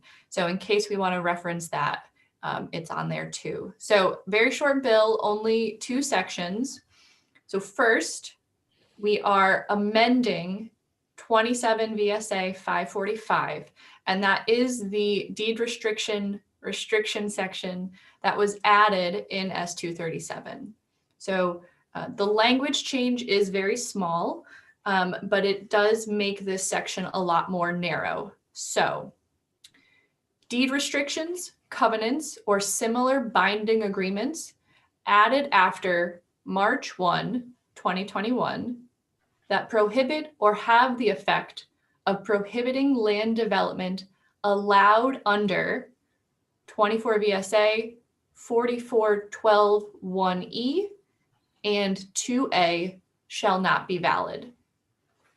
And then the rest of the language in the section that we're not amending provides a carve out for conservation easements, as well as affordable housing covenants. So the change here is that deed restrictions that would have the effect of prohibiting development allowed under 4412(1)(e). So that is the ADU definition. That language was in S237. And Accessory dwelling units. Yep, accessory dwelling units. And then 2A refers to the existing small lot provision. That was also something you worked on in S237. And that says that a municipality cannot ban development on an existing small lot unless it is unable to connect to municipal water and sewer and is less than 1/8 of an acre. So this change is much more specific. As Senator Sarakin mentioned, the language that passed simply stated that deed restrictions that prohibited things that were allowed under a municipality's bylaws were invalid. So we are that is a very, very broad phrase. You will hear some examples of what that could entail, but land development applies to almost anything that would be done in a municipality. And then the only other section is the effective date. So this is important, notwithstanding 1 VSA 214, this act shall take effect retroactively on January 1, 2021. So first, Section 214 of Title I is the section of law that states that generally laws that you enact take effect prospectively. So we need to notwithstand that. So this can be retroactive back to January 1, 2021. That is because as this section was originally passed, it started the invalidation of deeds on January 1, 2021. So this language is included to prevent the invalidation of any deeds that would have fallen into that very broad category. And that is it. Okay. So let's see, am I on here? Yes. Okay. So essentially what we're doing here is what we passed was saying that any restriction that a town had in their bylaws on land development would have to be complied with by private parties. I'm not going to get this exactly right, but now we're just saying the two changes we made in 237 that passed the full legislature, which is the allowance of ADUs and the small lot development, they are they will govern private parties' agreements, and you will hear examples, especially from AJ, as to why to do it broader would result in many unintended consequences. And in fairness to the real estate bar, the change that happened in the House happened very quickly, and they cannot really be faulted for not raising their objections within a 24-hour period. So we didn't hear from any witnesses. I don't even know if we were taking testimony at that last day of the session. So I think what I'd like to do, does anybody have any questions for Ellen? It might be better to hold your questions till you hear more examples of what we're talking about here. And why don't we go directly to AJ at this point to briefly explain your concerns when you saw this law enacted. Sure. I don't know if I get video from the host. Can you hear me? We can hear you. Okay. Nathan, can you allow him to video, or is that something on his end? So good. Oh, there we go. There you go. So good morning, everybody. Welcome. Thank you, Senator Sorokin, for giving me a chance to address everybody. I think you have my written testimony, and I'm not going to belabor to repeat everything. My name is Alexander LaRosa. I'm a partner at MSK Attorneys. My practice at MSK substantially involves complex real estate development, permitting, and related litigation. I'm here to discuss with you some of the concerns relating to S237 and how those changes to 27 VSA section 545 triggered some pretty dramatic and problematic results in the practice of real estate in Vermont. And I'm here to ask you to support the changes that are proposed in front of you with S14. So I want to just have a quick primer, if everyone has a moment, on the key clause trigger that sort of sparked all of this. In S245, in S237, the change to section 545 that gave everyone serious heartburn was that covenants, deed restrictions, or any similar binding agreement that prohibited or had the effect of prohibiting land development otherwise allowed under a municipality's bylaws would be invalid. The key clause is that last one I read, which is shall have the effect of prohibiting land development otherwise allowed. Under Title 24, land development is immensely broad. Under statute, almost anything is land development. Division of a parcel, construction, reconstruction, conversion, structural altercation, relocation, enlargement of a structure, mining, excavation, landfill, change in use of any building, structure, land, or the extension of use of a land. The Vermont Supreme Court and Vermont Superior Court Environmental Division have consistently upheld that to essentially tell us that anything, construction of a deck, paving a driveway, change in restaurant hours, sometimes the installation of a garden, putting in anything in a home, a development, changing from one restaurant to a hardware store, are all land development. And so as Section 545 was passed, any binding agreement, any private agreement between two parties that could have the effect, which is a very broad and amorphous term, of prohibiting some level of development at any point that would be otherwise allowed, was void and illegal. So I put together a list, a very quick list that Senator Sorokin has seen in other forms, of just sort of 10 cases that I've been involved with in the last year or so. I think it's probably about the last 10 months, where agreements between parties that are otherwise unobjectionable and necessary to resolve very complicated and contentious questions of law and move critical development projects forward would otherwise be impossible. So I'll run through some of those quickly, just to give you a flavor of the impact of this clause. And by all means, stop me and ask any questions you want. I know this is both boring and complicated, so I have no issue answering any particular question. I don't necessarily find it boring and complicated, but we do have a 9:30 cutoff time. All right, so I'll be brief. Well, then you may be more interested than my wife, who finds this both boring, certainly boring, when I complained about it to her. So,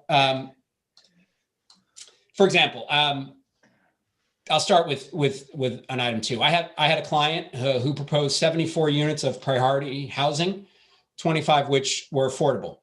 The neighbors were objecting to the scale of the development and specific conformity with zoning regulations. The issue in the case was what was actually allowed under the town zoning regulation. There were density bonus questions, lot coverage issues, and a substantial amount of ambiguity over a shared access easement that was executed in about 1964. So the parties had an appeal and a fairly complicated legal dispute in front of them. They entered into an agreement because the neighbors wanted to see some level of development and the developer needed to move his project forward. The town wanted to see the priority housing get built. So the parties entered into an agreement that reduced the scale of the project, changed the nature of the shared access easement, put in some covenants as to undevelopable set-aside conservation land that the neighbors would hold an enforcement right to. This agreement obviously limited development under what may or may not have been otherwise allowed under the town bylaws, but was critically necessary to move a project that the town supported with priority housing forward.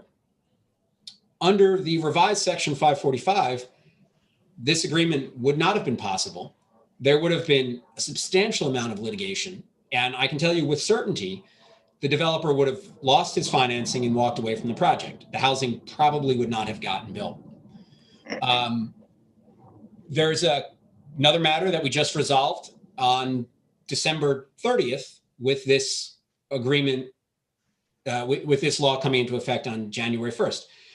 There was a 2009 settlement agreement over a subdivision in a local town.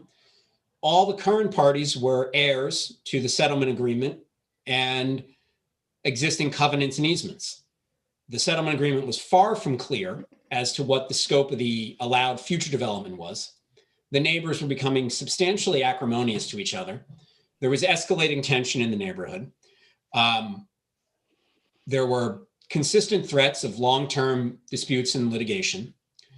The bylaws were very unclear, as they have changed multiple times since 2009 over this area. And the parties facing a time-consuming process of litigating what was actually allowed, both under a settlement agreement, an old permit, and under the current bylaws, came to a resolution limiting the development of the parcels in question to duplexes only. We think the debate was whether certain levels of commercial use were allowed on the parcels and where those duplexes could sit. There were, again, setbacks in the agreement saying, i.e., you won't develop within this number of feet of the property line. that certainly has the impact of limiting or preventing development that might otherwise be allowable. It's unclear what was even allowable. And this agreement would be void and illegal, executed 3 days later. We represented a farmer who had a pretty good farm-based business that he needed to capitalize. He wanted to subdivide off portions of his land to fund investment in his farm operations. He didn't want to take loans out. He wanted to sell off land he has.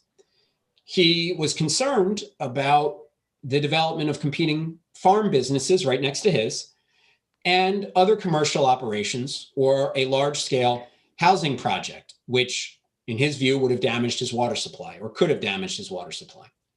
And so when he subdivided his property, he subdivided it with covenants that said, any buyer shall not sell competing agricultural products and shall not operate a commercial business than certain limited home occupations. This is certainly reasonable over the last 50 years of Vermont real estate practice. And it allowed the farmer to sell off his land with certainty that his interests would be protected, and that he could invest in his farm without taking on third-party debt. This arrangement and these covenants would be illegal under the amended Section 545. So let me jump in here, AJ. So just to focus on these examples and how it shows the unintended consequences. We passed a law that expanded the use of ADUs to say that ADUs can be up to 900 square feet. You can live in the minor section or the major section. We did those things. We specifically addressed that issue, peeled back the onion, understood what we were doing, and we didn't want a private covenant to come in and say, even though you passed that law, we're not allowing for a bigger ADU next door. We talked about that.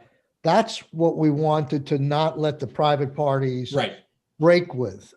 We didn't talk about farming operations, subdivisions, all these other. We may in the future talk about those things as good density promotion. We might tweak them. We may have exceptions.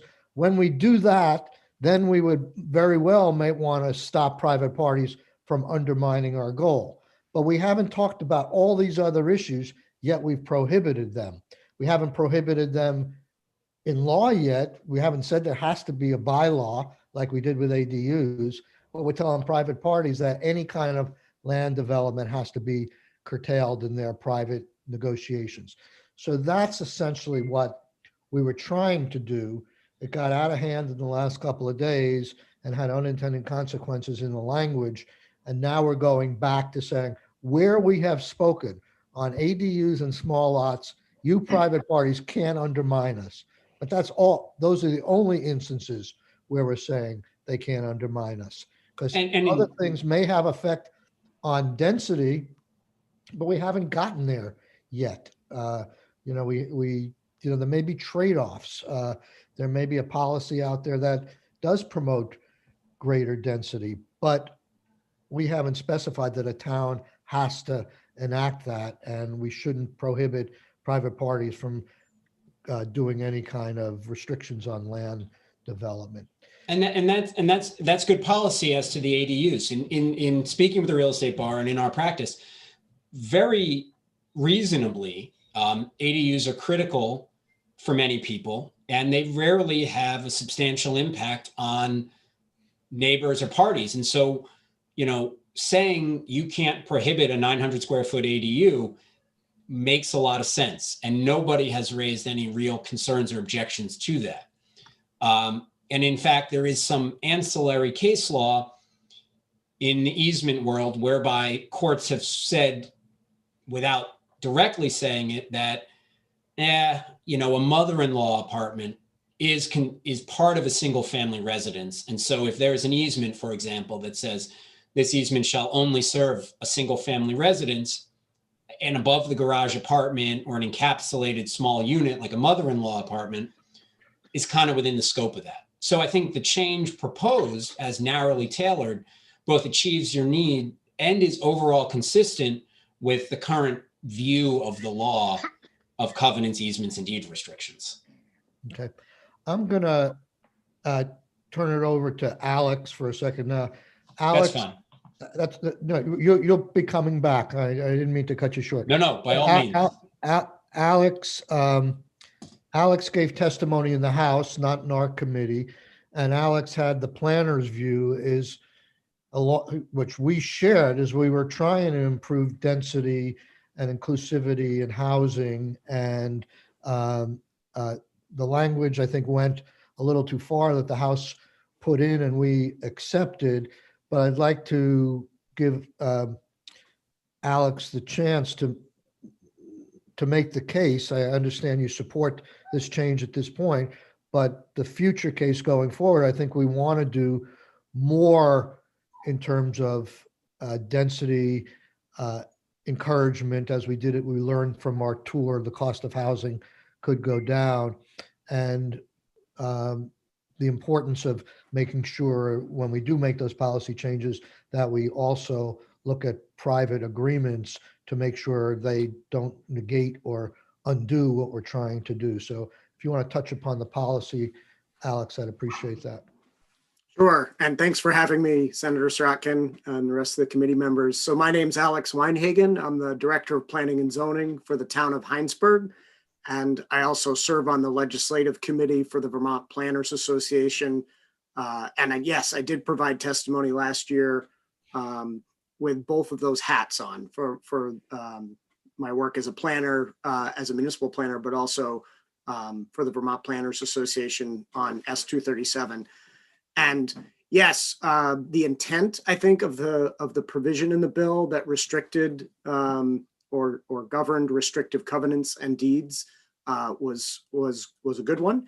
And I just cited some specific examples in my testimony on the House side about my experience in Heinsberg with particularly accessory dwelling units and having a condominium association or a homeowners association effectively deny one of their homeowners the ability to create an accessory apartment in their home because their bylaws prohibited those, even though they complied with the town regulations and in fact got a zoning permit to allow for that to happen.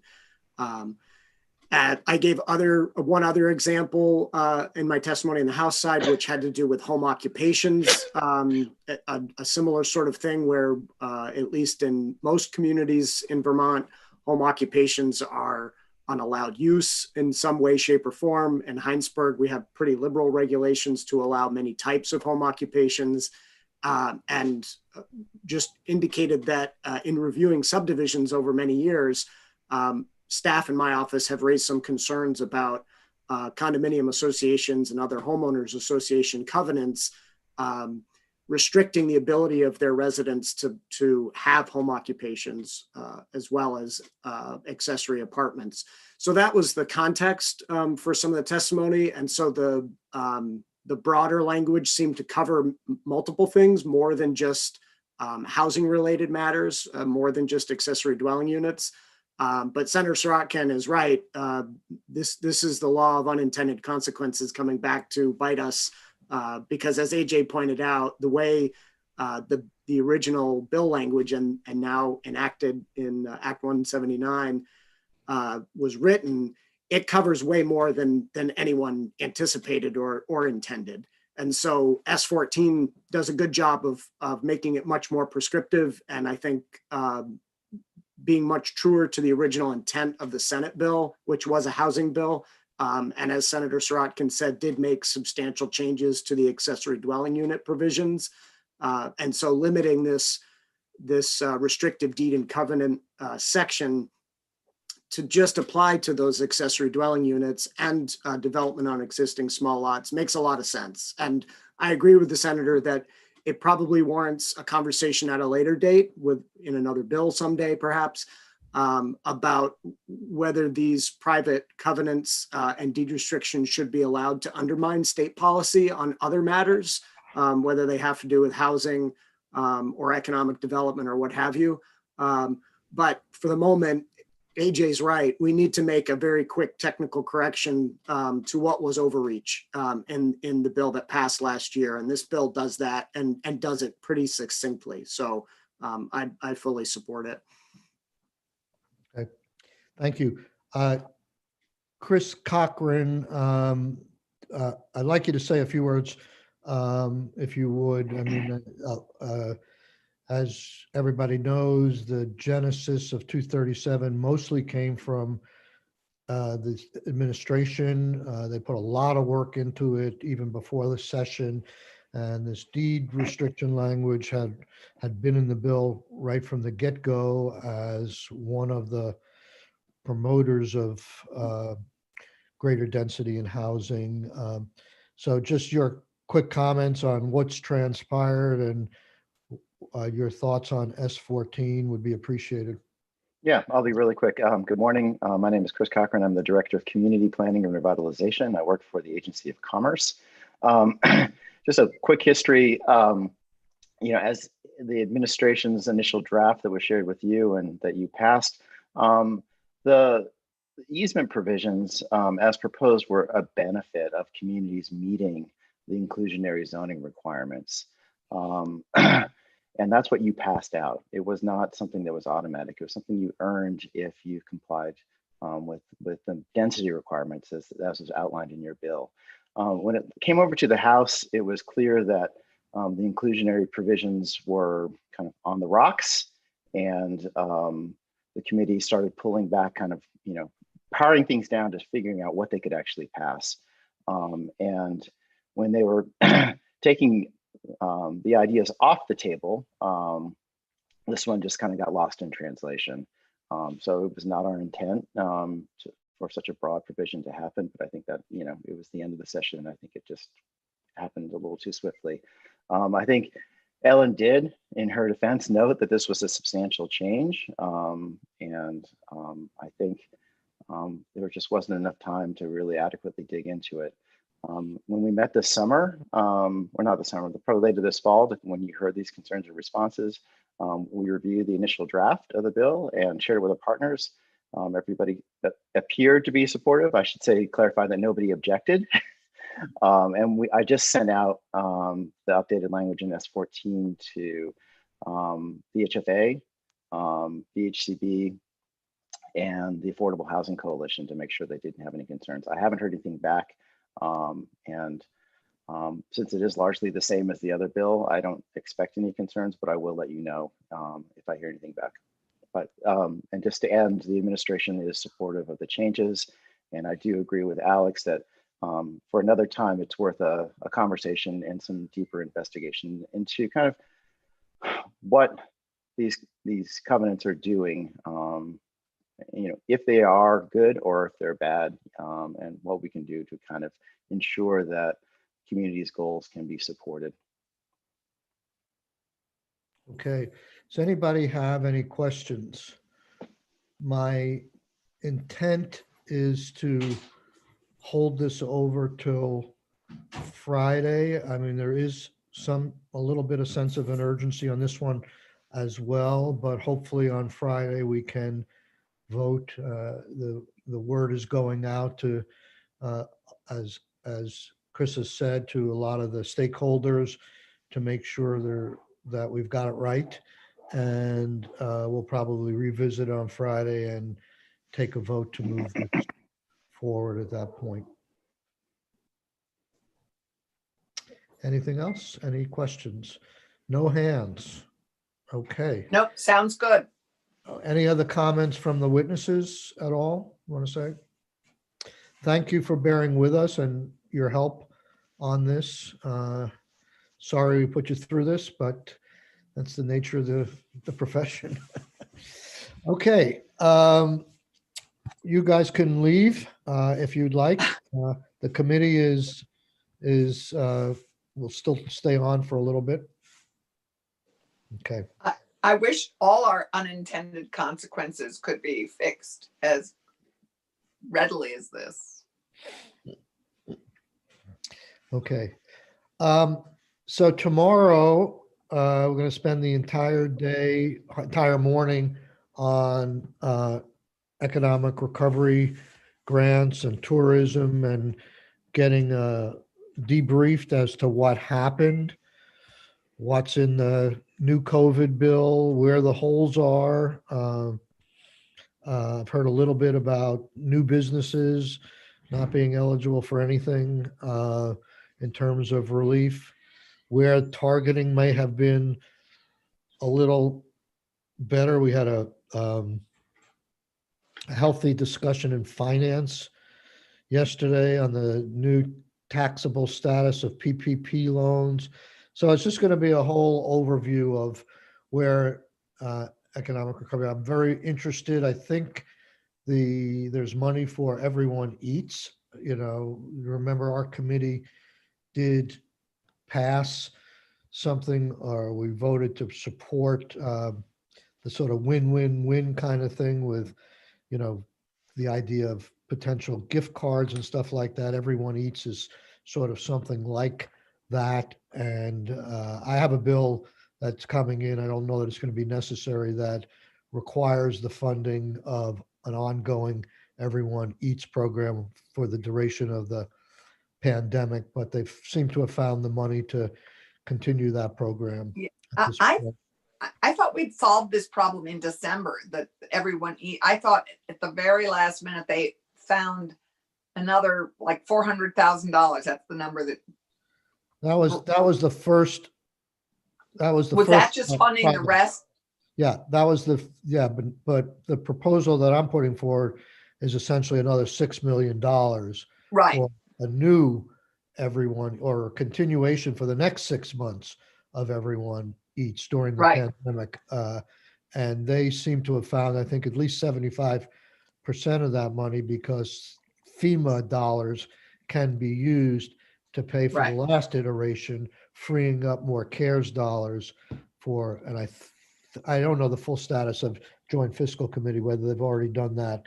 I think it is resolved. But I want to also hear about tourism.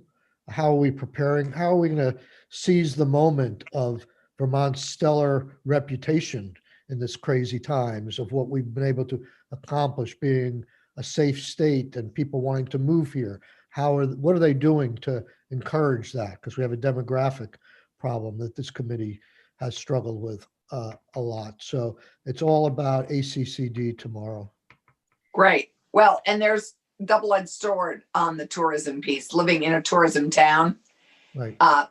There is nothing that a visitor has to do that really actually has a doctor's note or a test result or anything. And it is unclear how honest tourists are being about what they've done to prepare to come. I'm actually thinking beyond tourism. I'm thinking to people permanently moving here. I know, but the first thing you said was tourism, and I absolutely agree. How can we segue this into relocation, which is what our banner is? Right. Relocation, recruitment, remote workers. So I invited, and tell me if you want to invite other people. To start off with, I've invited Ted Brady, Joan Goldstein, and Heather Pelham. Right. The witnesses you might want to hear from tomorrow. Michael, sorry, I was saying the name of the person I thought we might hear from. As I understand it, President-elect Biden is also going to roll out a big proposal tomorrow for his economic recovery plans. I don't know exactly what time that's going to happen, but it may be worth. I'm really interested in having, Tom Cavett digest that at some point for us, what we might expect from the federal government. It might relate to some of the tax changes you're talking about and how that influences the winners and losers in the who's received PPP in the business community, and what it means for labor. But, I think the federal government's about to affect us quite a bit with whatever's proposed this week. Right. Good point. Great point. I mean, that's what we struggle with continuously. Moving targets, new bills, different guidelines. We make decisions and then they become irrelevant in some ways, or wrong in the worst case. So to that end, though, we might be asking, Tom Vet costs us, of course, more money every time we contract with him, but JFO could track this tomorrow and give us a report maybe on Tuesday about what the implications of those recommendations and policy proposals Yeah, might well, be definitely. for. I don't know the timing of it, but obviously it's going to be critical that we get a good debriefing on that. Sometimes Yeah. it takes longer than that for them to figure it all out, or anybody to figure it all out. Becca had to go to a security briefing. Okay. Okay. So we're done a little bit early, right? 4 minutes Right. early.